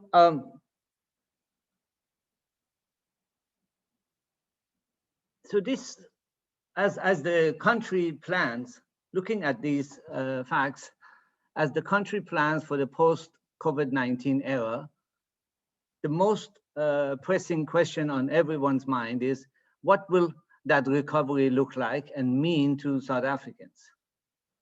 Will the post-COVID recovery keep the economy on the current guara path that Tara highlighted and we have been experiencing the last couple of years, 2-3 years?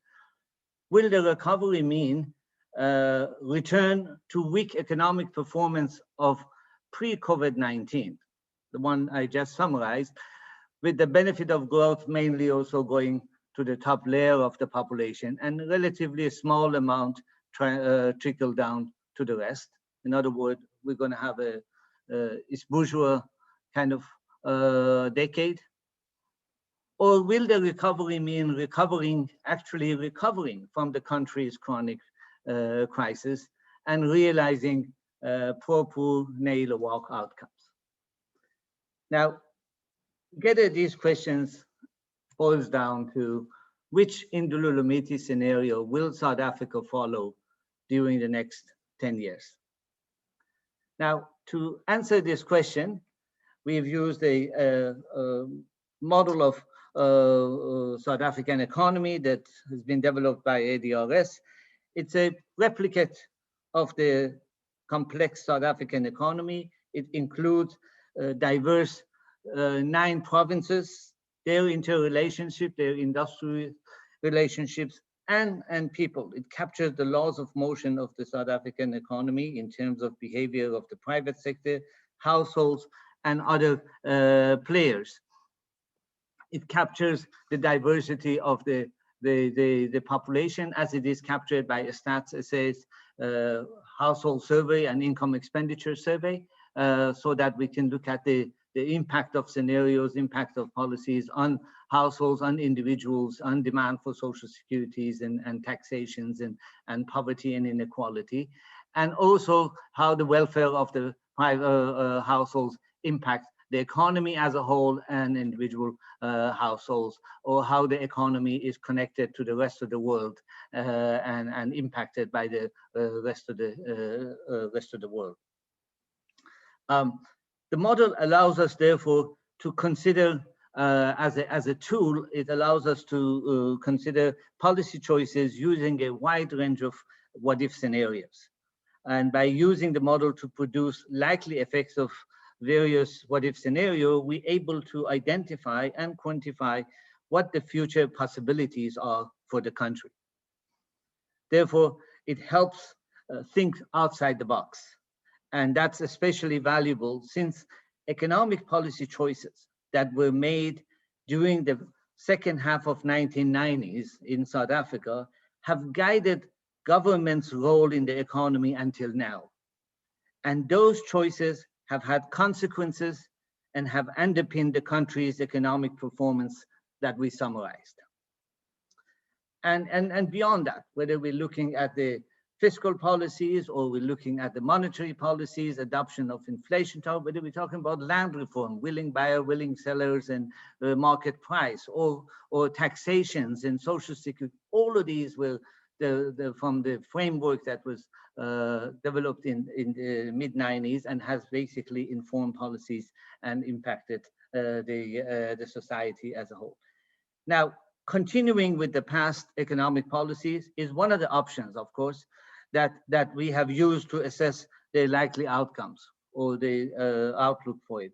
But that's not the only option that we have available, and as a result, we've basically have tested these possibilities by asking 3 what-if questions.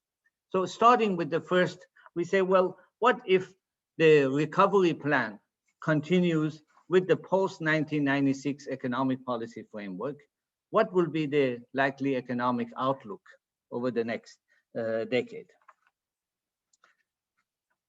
Now, here we are basically looking at the policies that have been in effect over the years and capturing that so that we can use the tool to simulate the future possibility, the future impact, the likely impacts. And that means, for example, looking at the what if the government spending on goods and services increases by average of 7.5% as in the past, or continues weak support of the industrial policy.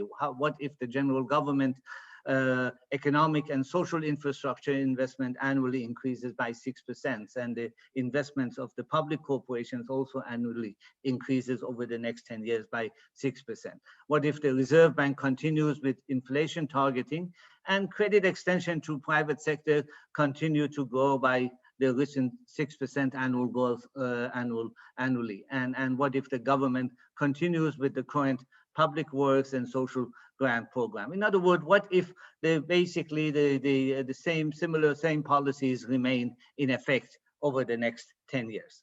So we quantify this. As you can see, these are quantified expression of the scenarios, apply that the model to it, and produce projections over the next 10 years. What we find is that this is, there are some growth in the economy. The average growth of the economy over the next 10 years would be about 2.2%. The unemployment starts coming down from the COVID-19, the rise in the COVID-19, but by 2030, the unemployment rate still will be about 27%. Poverty rate also comes down from the COVID-19, but more than 1/3 of the population will be still below poverty, living below poverty by 2030. And the depth of poverty also continues to remain high.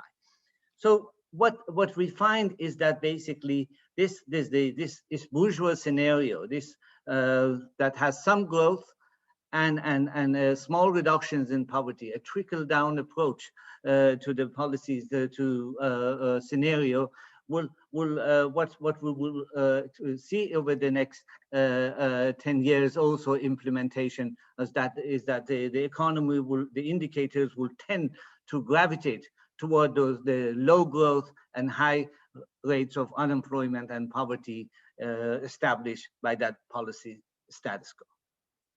So we asked the second question and then said, well, what if the recovery plan that we discussed augments the post-1996 economic policy framework with more austerity and contractionary measures? What will be the likely economic outlook?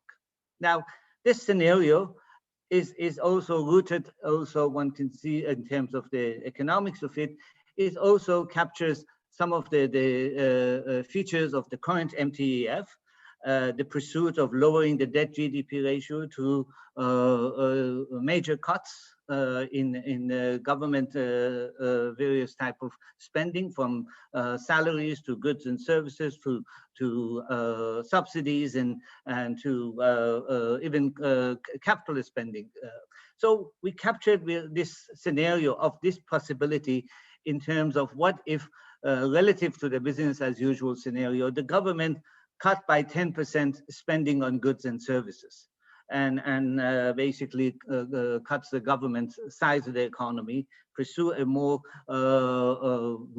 free market type of even a more free market approach, cut the government spending over the next 10 years by 10% spending on goods and services. Also reduce capital spending instead of 6% before to 5%, same reductions in the public investment corporations.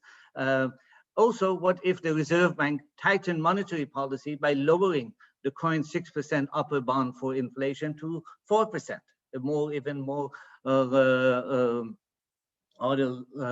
inflation targeting approach? And also, what if the government abandons localization policies and it cuts subsidies on products and productions by 5%?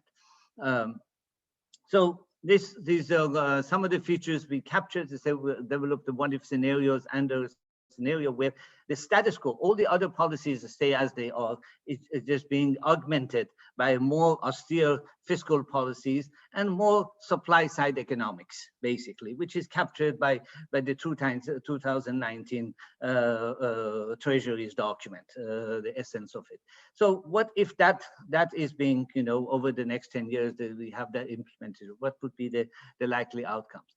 And here we simulated the impact of these scenarios. These are quantitative scenarios, and we get the projections. What you find is that it's the green results, the green trends are the results from the current, and the blue one are from the business as usual, the East bourgeois, the earlier scenario. We see that the economic growth there will be some growth, but it will be even lower than the East bourgeois scenario. The average growth rate drops to less than 2%, to about 1.8% over the next 10 years. The unemployment rate also comes down some, but will stay higher, will be higher than the business as usual East bourgeois scenario. By 2030, it will be 29%. Poverty rate similarly will also be still by 2030 about 36.5% of the population will be in poverty, and about 19, the death of poverty will be about 19%. So things will get worse basically, and that's that Gwara. Therefore, characteristics of the Gwara. So this scenario represents the Gwara outcome. Worse than even things get worse than even the past, and the trickle down approach. Even this would be even worse. So the third question, therefore, we say, well, what if we've considered now the business as usual and it's moving more to the right? What if the state reconsiders the post-1996 economic policy framework? What policy roadmap is likely to put the economy on an inclusive nail-a-walk path? Now here we examined a large number of what-if scenarios. We quickly found out that there is no silver bullet that can solve one policy initiative that can solve all the problems that exist. So we tested a large number of these. Our use of the model enables us to design and test hundreds of what-if scenarios, and therefore build up this six-pillar framework, policy framework, to bridge the current Gwara state and the nail-a-walk future. Each pillar is basically built on a set of specific what-if measures that I will try to summarize. For example, the macroeconomic pillar of this nail-a-walk scenario considers what if the government and public corporations systematically increase their investment in economic infrastructure and social infrastructure by 10% annually over the next 10 years. What if the Reserve Bank's current solitary mandate of targeting inflation is upgraded to a dual mandate of targeting inflation and 6% economic growth? What if the government spending on goods and services annually increases by 10.5% to provide necessary funding to expand the delivery of individuals and collective social services? And what if monetary authorities adopt measures to raise the annual growth of credit extension to private sector to 15%? So that, in terms of set of measures, we consider what-if scenarios for the macroeconomic. With respect to the social policy measures, we considered what if the government begins to make public works the employer of last resort for the unskilled unemployed, and increase the daily rate to 160 Rand. Gradually, over the next 10 years, the public EPWP becomes the employer of last resort for unskilled unemployed. What if the government immediately introduces an unemployment grant for skilled unemployed, and for all those who have lost their jobs due to COVID-19, and the eligible unemployed workers will be entitled to receive 1,000 Rand a month.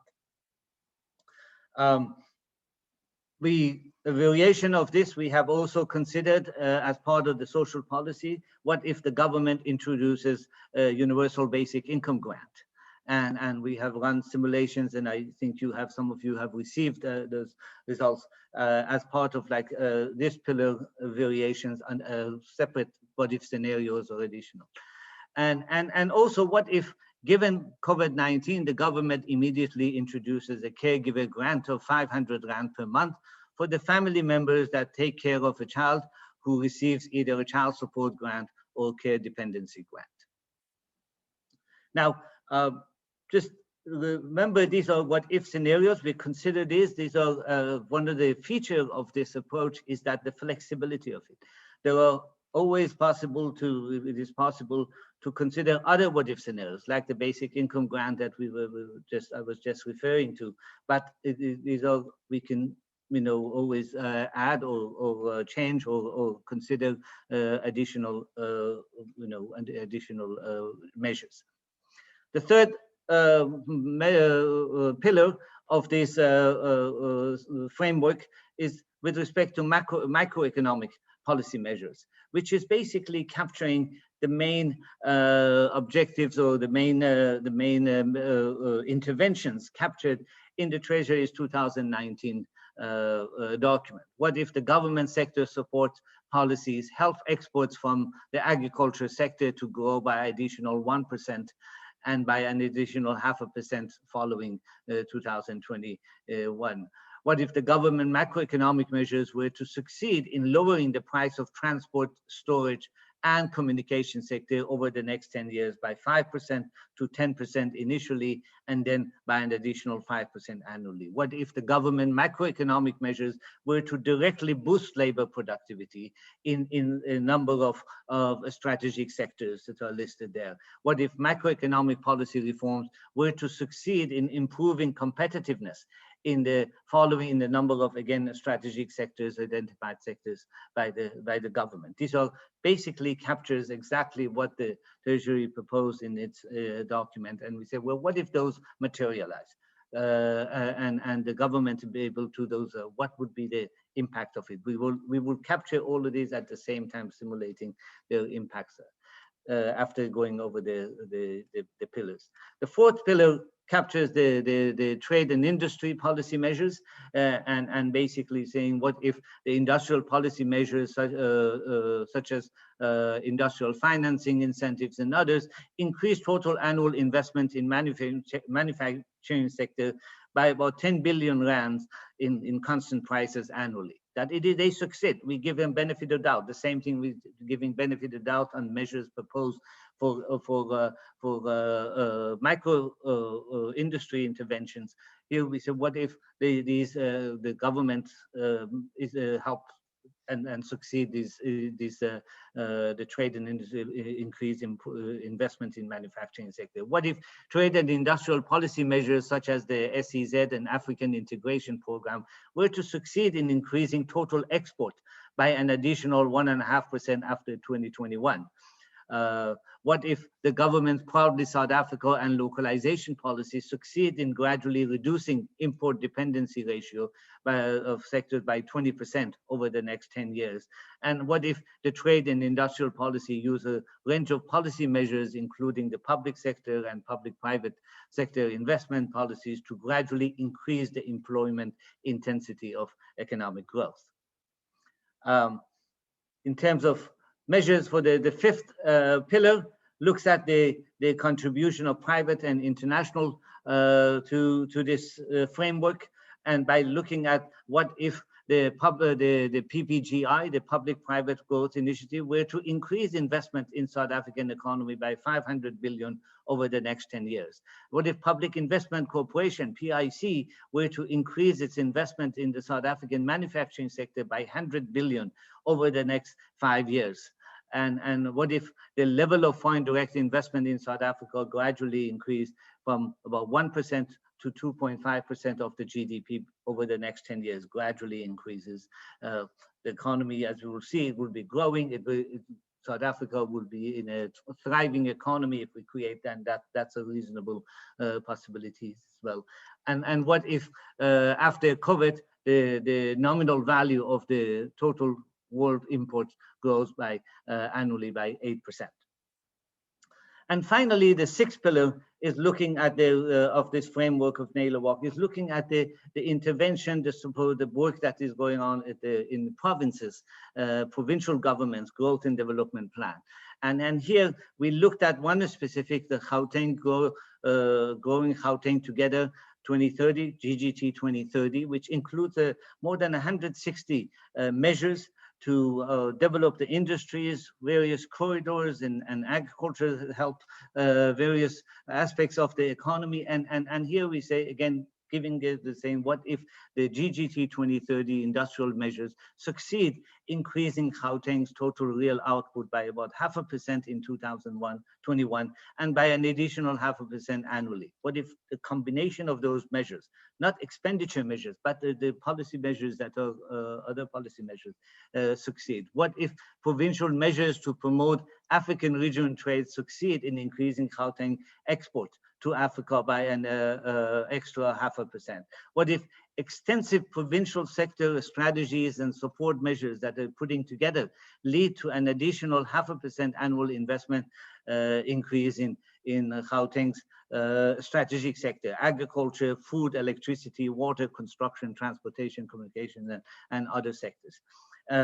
Now, a combination of these, this gives us the six pillar proposal, six pillar specific measures, the roadmap, the policy roadmap, and we simulate that, run the model on the basis of these measures. And what we find is that these measures come together, help the economic growth. As you can see, this is I'm presenting you with the two sets of results. One is a mild COVID scenario and severe COVID scenario. Growth of the economy will be going, the average growth increases to more than 6%.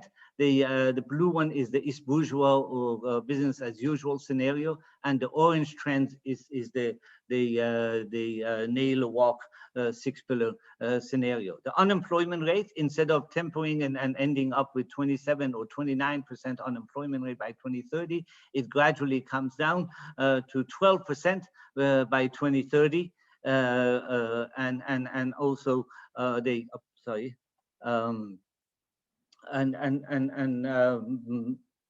we also the poverty, also the poverty rate also, instead of staying high, it will lower the poverty rate. It will lower, the scenario will lower poverty rate by almost 50% to 23%.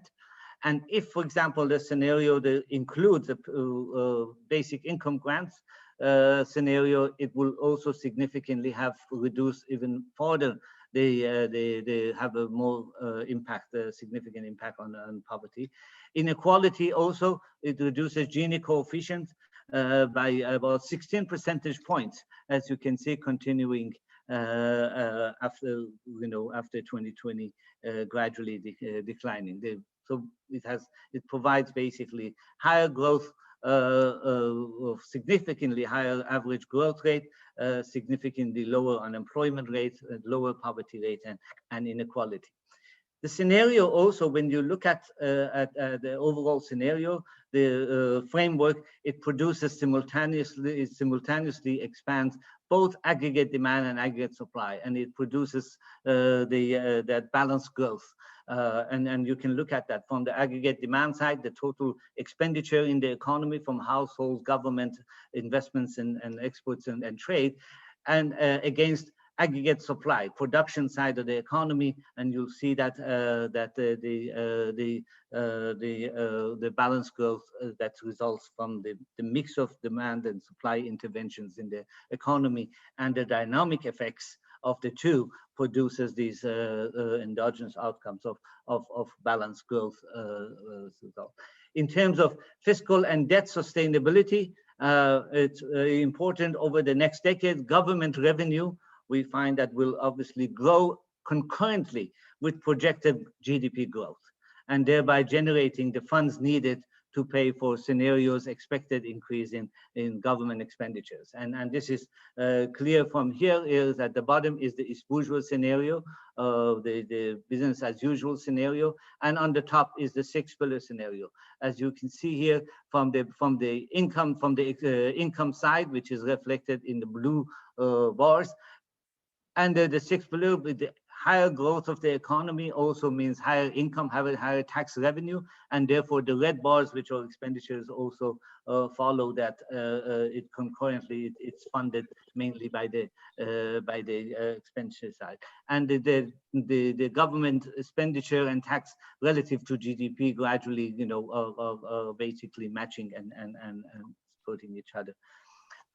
The debt GDP ratio, as a result, relative to the business as usual, or the other two scenarios, the 6-pillar scenario, as a result of the higher economic growth, lower interest rates, and better primary balances, produces lower debt GDP ratio. And here you'll see that the debt GDP ratio under the business as usual bourgeois scenario, it gradually it comes down from the current crisis, from the post-COVID, but it stays pretty high, around above 60%. While under the nail walk scenario with higher growth, also the debt GDP ratio is gradually declines, and by 2030 is about 40%. So when we're putting this together, we said in terms of indicators, we see that the significant change that comes with this 6-pillar. What does it mean in terms of different social groups? What does it mean in terms of the poor families? We think that this inclusive growth, or the nail walk scenario, will help the poor families, because it the declines in the poverty rate by almost 50% to 23% by in the next 10 years. It reduces the poverty level by about 10 million by 40%. It's significant improvement in the delivery of social services and economic infrastructure across the country will also, we think, particularly improve the living condition of the poor families. In terms of the working class, also, we think that the scenario significantly benefit the working class in the country, because the unemployment rate declines by almost 70%, from 35% and 40% under the severe scenario to 12% by 2030. The economy adds between 88.7 and 10 million jobs to total employment over the next decades. The inequality drops by 16 percentage points. And again, significant improvement in the delivery of social services and economic infrastructure, we think helps millions of working class families. We think the business also stands to benefit from the nail walk, the 6-pillar scenario, because the size of the economy, the real GDP is expected to almost double over the next decades, which implies a significant expansion of the domestic market. The profit rate, the average profit rate remains healthy, above 16%. Investment in the economy and in the economy and overall well-being of the population, increased labor productivity. Government debt GDP ratio declines to gradually to less than 50%. Investment GDP ratio increases to about 27%, and all of these, I think, the benefits that it has to the working class and the society as a whole, and the poor family, it will also increase social cohesion that will help capital accumulation so that's the in terms of the overall picture. To summarize this thing in terms of to conclude it, there are different possibilities for South Africa's post-COVID-19 recovery. We use a model to identify these possibilities with the help of Indlulamithi scenario. Our modeling results highlight 3 possible post-COVID-19 outlooks. We have an outlook, a East bourgeois trickle-down outlook. If the recovery policy framework continues with the post-1996 policy status quo, the past trickle-down path will resume after the pandemic, with the economy stuck in low growth and high rates of unemployment, poverty and inequality during the next decade. The second possibility is captured by the Gwara immiserizing outlook if the recovery policy framework augments the post-1996 policy status quo with contractionary measures such as the austere fiscal policy. The future outlook will trend more towards an immiserizing growth path of Gwara scenario. And finally, the possibility of a nail walk for poor outlook if the recovery policy framework reflects a shift from the post-1996 policy status quo and embraces the policy framework similar to the six-pillar scenario. The future outlook will trend more towards an inclusive poor path of nail walk scenario, enabling South Africa to recover from its chronic economic crisis. Thank you very much. Thanks for your time. Thank you very much, Asgar, for that presentation.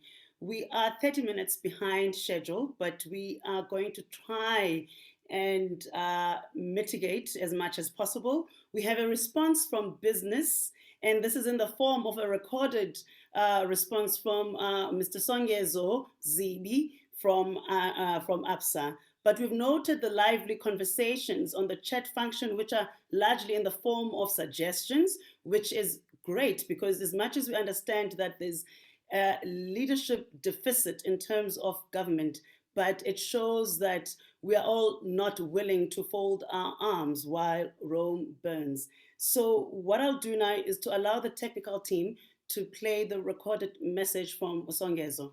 Thank you. Good afternoon. First, let me recognize today's honored guest, President Kgalema Motlanthe. I also wish to recognize the leadership of the Indlulamithi South Africa Scenarios 2030 Trust, as well as all the honored guests today. On behalf of the APSA Group, I would like to thank everyone who was involved in this very important initiative. As much as the dreams, hopes, and aspirations of the South African people should be front and center of everything that we think about and do, it is equally important that some of us preoccupy ourselves with the task of trying to see what is around the corner, over the ridge, and over the hill. This is so we may always have an accurate perspective on the undercurrents and forces that are propelling us towards the future. The Indlulamithi Scenarios is particularly important at this juncture, where we are beginning to emerge from a COVID-19 crisis, the impact of which will be felt for decades to come. The economy, the labor market, as well as social cohesion are being severely tested and threatened. We release this report at a time when there is widespread social unrest in some of South Africa's provinces. This is but one of the symptoms of a challenged socio-economic environment. I have one request of all the stakeholders who have a keen interest in the outcome of this exercise. And that request is that we all should apply ourselves with diligence and creativity to the insights that are provided in this report, so that we may find new ways of collaborating and developing solutions that are going to help all of South Africa to develop and build the future of our dreams. This is not an easy task because interests are diverse and competing priorities are many. However, one of the lessons of Indlulamithi Scenarios is that the challenge of leadership across all sectors of society is that we need to find the means, the space, and the time to collaborate, to find resources, and to do what is right for future generations. Our hope is that we will be able to choose the scenario that best represents South Africa's dreams and aspirations, and we work consistently and consciously to make sure that our beloved country gets there. Once again, I would like to thank the Indlulamithi team and everyone who has offered support to this great initiative. Thank you.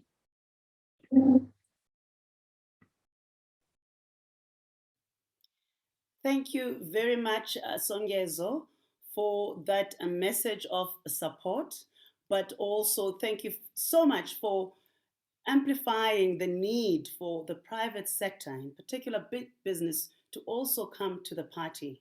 Because as you've indicated, that we cannot wait while we experience this leadership deficit in government. Now, what we are supposed to do now is to have a Q&A session, but we are behind schedule. We're supposed to have finished at 2 o'clock.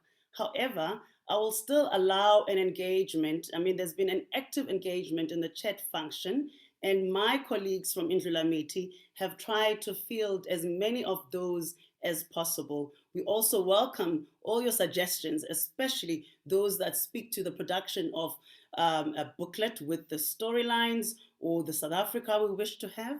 But I'd also like to indicate that we're in the process of refreshing these scenarios because we are mindful of the fact that COVID-19 has intensified the effects of the key driving forces. We found that some of the things that we imagined would happen, say after the 2024 elections, are already starting to unfold. For example, our visit to the IMF, cap in hand, but also in terms of the fractures that we're experiencing in the past week or so. So there is that work that is currently in progress. So what I'd like to do now is to invite all the presenters or participants or speakers to turn on their cameras so that we can take 1 or 2 questions for each one of the speakers.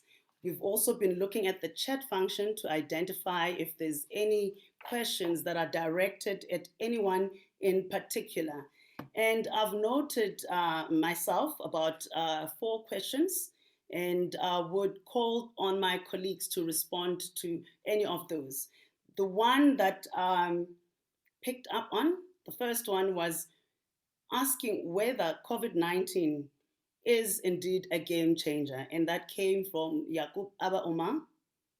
We also have quite a number of questions that were directed at the former President Kgalema Motlanthe, whom I know had another commitment, but I'm hoping that he's still able to participate in the session because he's still online. But the questions that are directed at him were beyond him and his role as the former president, but also as the former SG of the ANC, if there are any key lessons that he takes from what has been going on, especially when it comes to the events of the past few days. There's another question that came from Nikki Newton-King, also about the current unrest, asking about what can be done because there is a need for action beyond dialogue. We've been talking for a while now, and we are quite known for indulging in dialogue or mahotlas and so on. So how do we take action now? And she uses the example of the SASSA payouts that might not be paid this week. So from my screen, I see Dr. Somadoda Fikeni as the first person, followed by Aska, and then Tara. I see the former president is still with us. Thank you for being with us. The question that was directed at you, they even said, I think it's actually in terms of your role as Umkhuluwa. So maybe we should start with you, and then we move on to Dr. Fikeni, and then I'll allow Tara and Aska to respond to any of those questions. But as noted, many questions have already been addressed on the chat function. Kolelwa, please repeat the question. I missed it. You missed the question. The question was, what key lessons have you taken from not only the scenarios, but the activities that have been taking place in the recent past? And the second one linked to that is pointed at your role as the former SG of the ANC, and also asking you what you think leadership should do in terms of mitigating the impacts of the most recent unrest. Wow, that's quite an ask.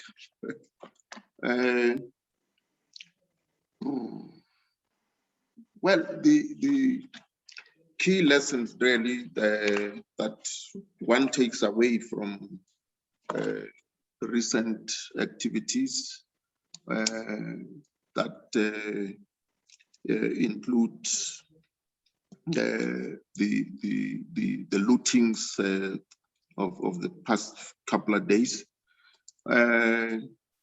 is that,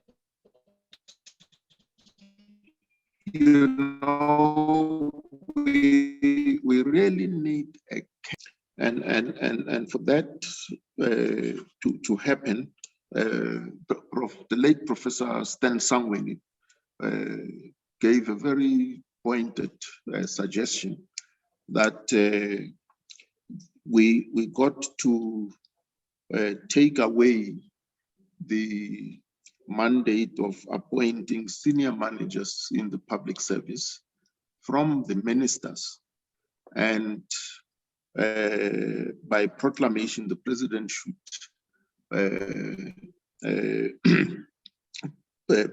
move that to the Public Service Commission, and that the Public Service Commission should not itself conduct interviews, but put together panels made up of experts on an ad hoc basis, but that would conduct interviews in the manner similar to what the Judicial Service Commission does with regards to the appointment of judges. That was his suggestion as to how we can at once improve the capacity of the state and professionalize the bureaucracy.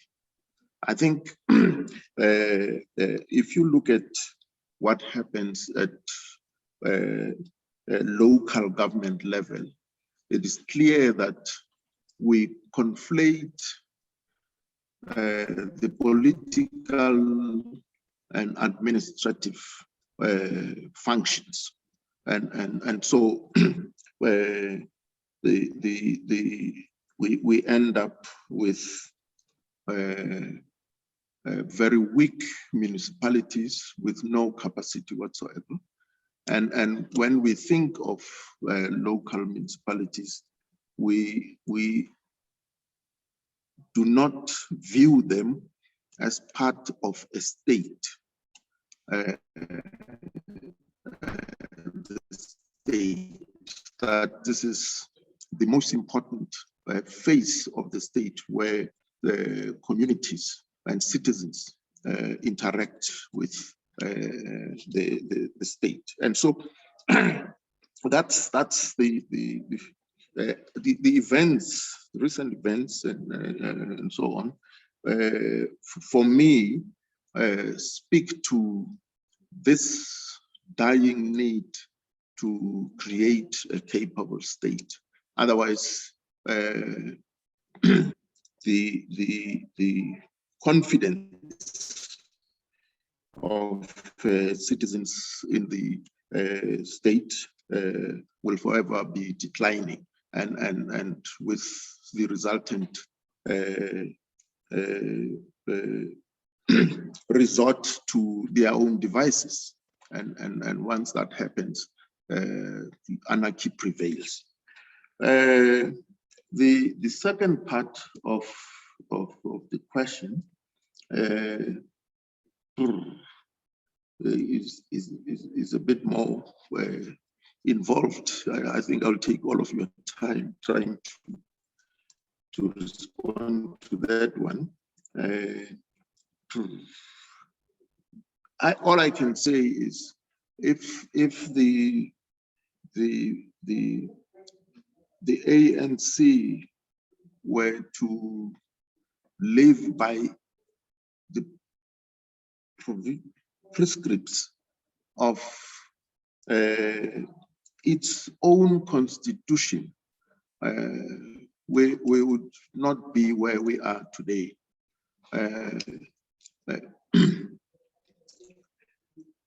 Because, you know, at the moment in recent times, where the ANC operates as though it has got no constitution.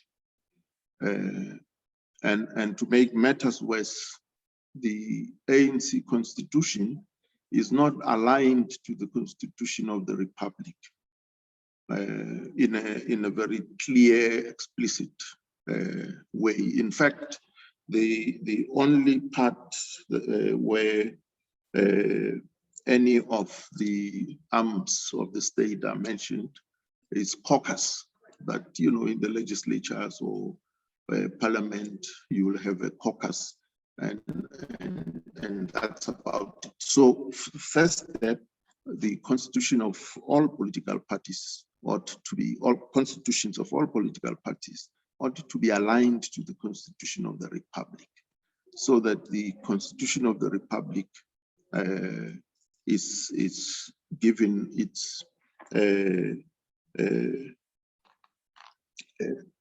place of eminence in our polity. And otherwise, yeah, let me stop there. Thank you so much, former President. Now I will move on to Dr. Fikeni, our chairperson. There's a question here, and it was suggested that this one should be directed at you. There's this idea that we should never waste a national crisis. We now have an economy that is in dire straits. There's COVID-19.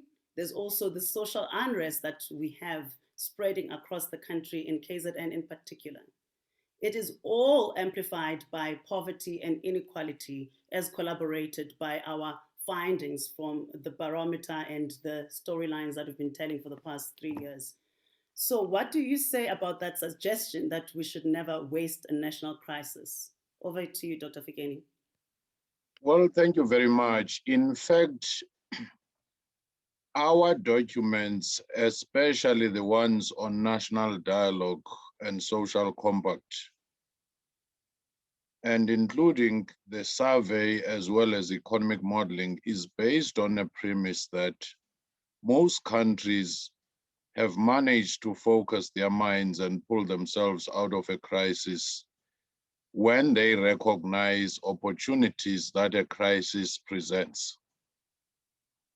So most of the countries' reconstruction or even finding a need for a social compact comes out of a crisis. We would be wasting that opportunity at this moment if we are not able to come up with bold, audacious intervention methods which are responding to the current crisis, but also resetting the button to make sure that we do not return to business as usual. And also, I just want to say that coming back to the issues of our key drivers, the problems we're facing are so complex and have been compounded by many factors, with COVID-19 being one of those, that we should never allow a situation where we think that either the ruling party or government will solve these problems by themselves. It now needs every sector, business, civil society, trade unions, youth formations, to put their shoulder on the wagon, working with government, of course. And that in itself is key, so that no one sits back and say, we will wait until it's the right moment. The right time is now, because we face a crisis. And as the keynote speaker was saying, building the leadership capacity or resolving leadership problems, both in government, in the private sector, in the civil society, will be key. And you are the leaders you've been waiting for. And secondly, building the capacity of the state in particular, and also the capacity of other entities, as you have seen that even audit firms are compromised, some businesses, Steinhoff, and many others are compromised. So when we talk of building the capacity, we mean right across from a family level to the community level. And I just want to say that in the current crisis, we've seen some glimmer of hope out of a crisis to say when communities mobilize and stand up and see agency in themselves, you may actually build on that, especially making sure that it doesn't degenerate into vigilantism, but rather it's a community mobilization towards a positive end. Then government in its weaknesses can be bolstered by that, coming and coordinating its efforts with communities and business coming to the party. Thank you. Thank you, Prof. Now, Ashka, I'm going to put you in the spotlight. There's a question from Mwele Tsimbeki about why the ideal scenario is presented in your economic models. Why is this not adopted across the board? I know that you have indicated in your presentation that Gauteng provincial government has taken up some of these lessons and has tried to apply it in their strategies. But why is it not something that has a ripple effect? Do you perhaps have any suggestions as to why?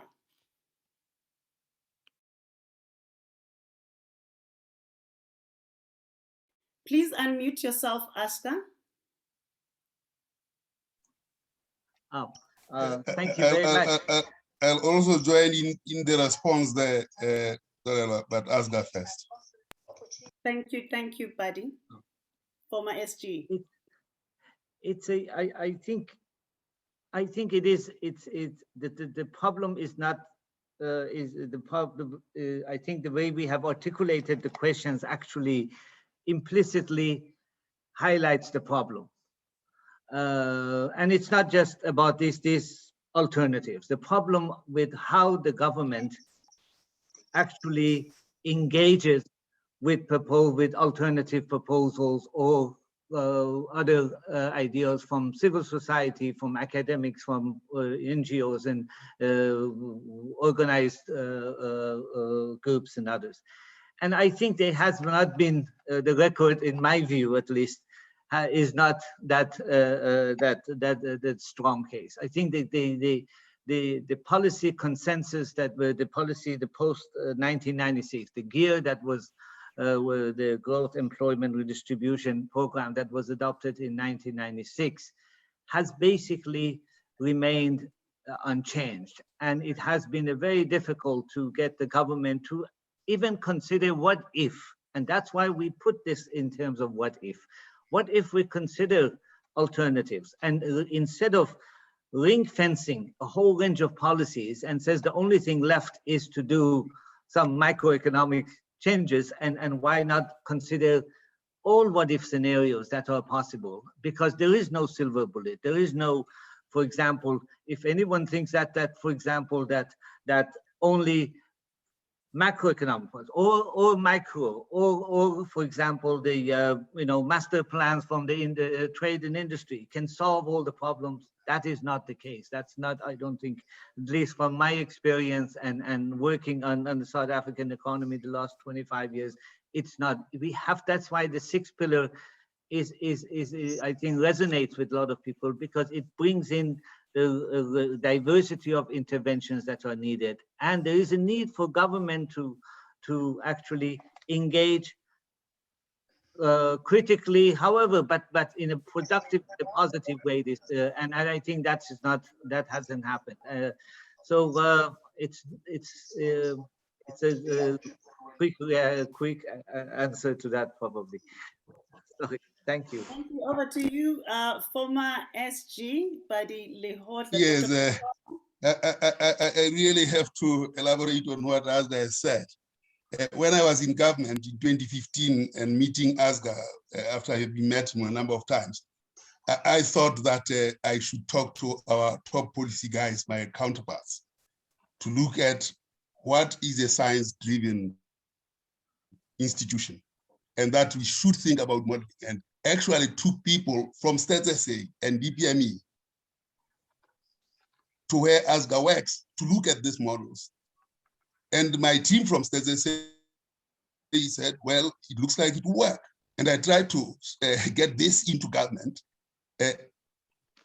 The situation was sealed. So I think there are a few things.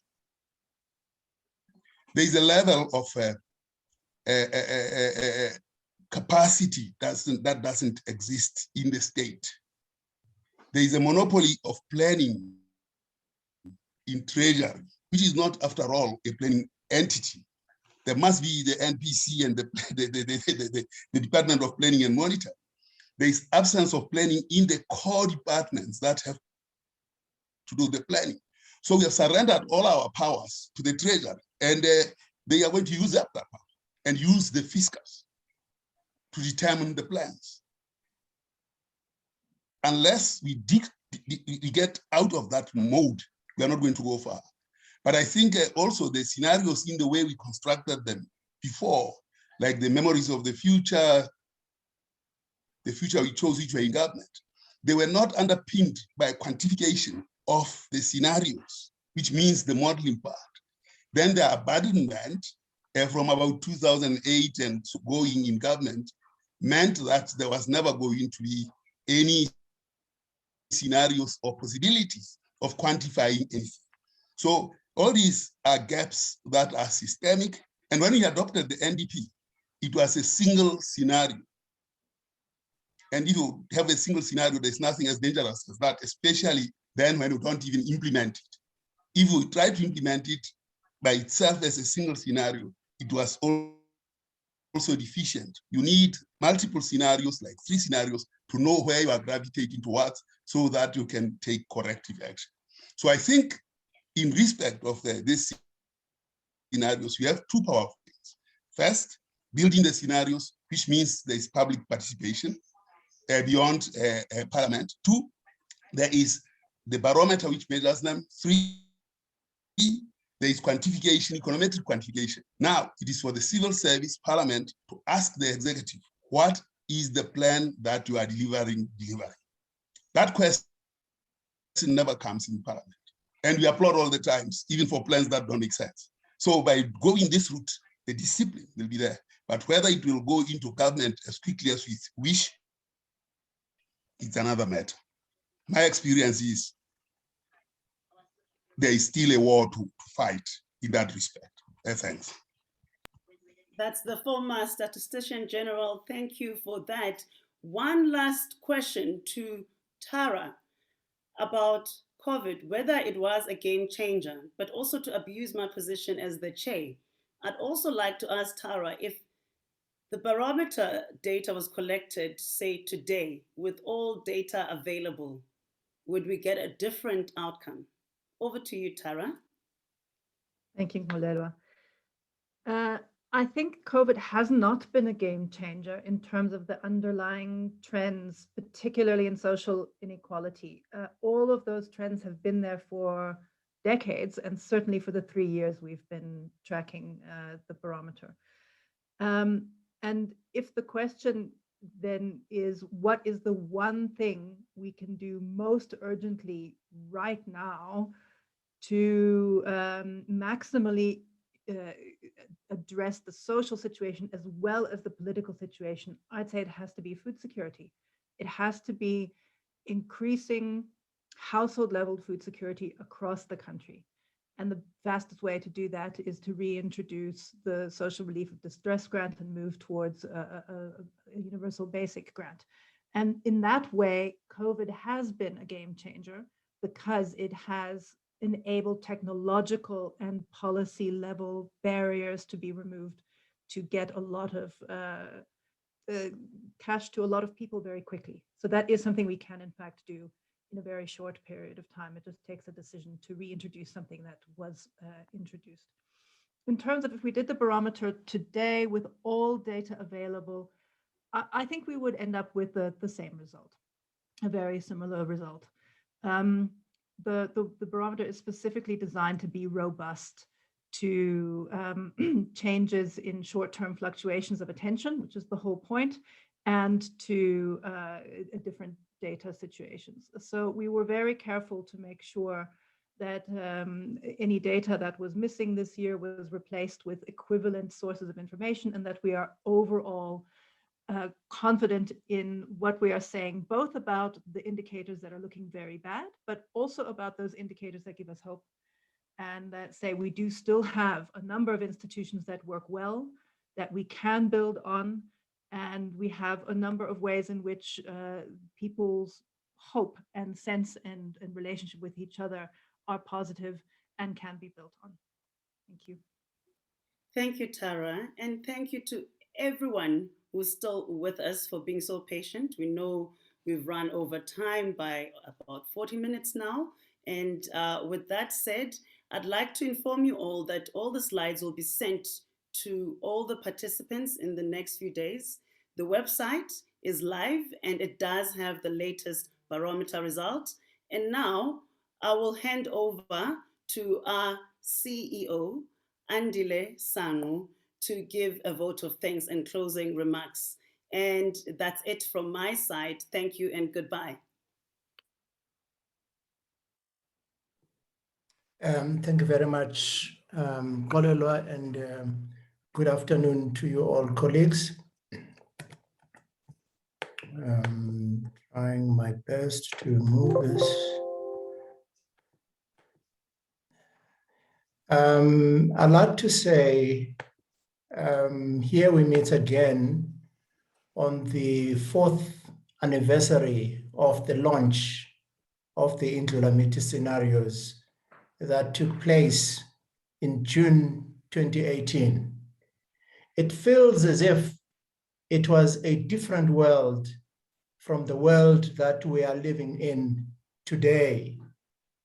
The events of the past few days are a grim reminder of how quickly the world that we see can change in a twinkle of an eye. And that is why it is important as a society and as a people to use scenario thinking as a way of a long-term thinking tool for the future, where we can identify what possibilities exist for us in the future.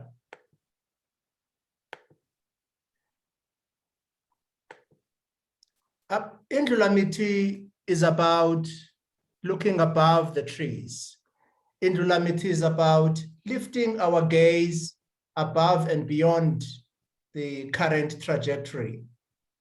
Indlulamithi is about thinking about the possible future pathways today and start thinking of ways that we can formulate appropriate responses to address the possible eventualities attached to each of the particular future pathways. As you have heard today, we have 3 future pathways facing South Africa. We have the Isibujwa and an enclave bourgeoisie nation. We have the Gwara, the ups and downs of a false dawn. And we also have the Nile Walk, which is a nation that is in step with itself. So we are here today at the edge of the precipice. We are facing the abyss. It is up to us to choose the future we want. Or to put it differently, the future we want is up to us to choose. Let us remember that even if we choose not to make a choice, we have made a choice. The time is now to collectively reach out to one another and join hands by working collectively to co-create for ourselves and our future generations, the future we desire. And that responsibility does not lie only with government. It lies with us all that we are here today and to the rest of the country. So you may ask the question, where to from now? Or where to from here? The time for social dialogue and for social combating is upon us. The new democratic South Africa is a product of a negotiated settlement. We need to urgently dialogue on the kind of economy and the society we want to have. It is not important or relevant anymore to ask the question, how did we get here? The fact of the matter is that we are here now. And the most relevant question to ask is where to from here? How do we rise again from the ashes like a phoenix and work hard and relentlessly to pursue the vision for our country that our forebears enshrined in the preamble to the Constitution of the Republic of South Africa in 1996. I would like to take this opportunity to express a word of gratitude and appreciation to former President Kgalema Motlanthe for agreeing to grace this occasion with his presence. We feel honored and privileged to have you in our midst today, Your Excellency. Thank you very much for your analysis of the crisis that we are in. Thank you also for providing us with a call to action. We all have a responsibility to protect and defend our democracy. Thank you for your insights and for your sage advice and leadership. Let me also give a word of gratitude to the members of EXCO, to the Board of Trustees of Indlulamithi, and the organizing team. Also to express a word of gratitude to everyone who attended the event today and participated. But I want also more specifically to thank our sponsors for their support and financial commitment. The event that we are hosting today and the work of Indlulamithi in general would not have happened or taken place without the support and financial commitment of our sponsors. Our sponsors, here are they: Herbert Smith Freehills, Anglo-American, Remgro, Netbank, ABSA, Mediclinic, IDC, and Transnet. We really appreciate your support, your faith, and commitment to our work. As I conclude, I would like to invite you and request you to complete the client satisfaction survey. It's very important for us to keep on improving the work that we do, to also incorporate your suggestions. Also to advise you that we will be sending you the copy of all presentations via your emails, hopefully today. Also, please free to send us your comments or ideas on what more we need to do or where we can improve on the work that we do. We do not claim to be perfect. We do not claim to have all the answers. But one thing that we are prepared and commit ourselves to do is to listen and engage with you. And we also would like to hear from you how you would like to support the work of Indlulamithi. I also want to say as I conclude that I'd like to invite you to visit our website to learn more about the Indlulamithi scenarios and also take advantage of the social media network platforms that you have access to keep the conversations around scenarios and the choices that we need to make live and ongoing. Thank you very much, ladies and gentlemen. The event has now drawn to a close.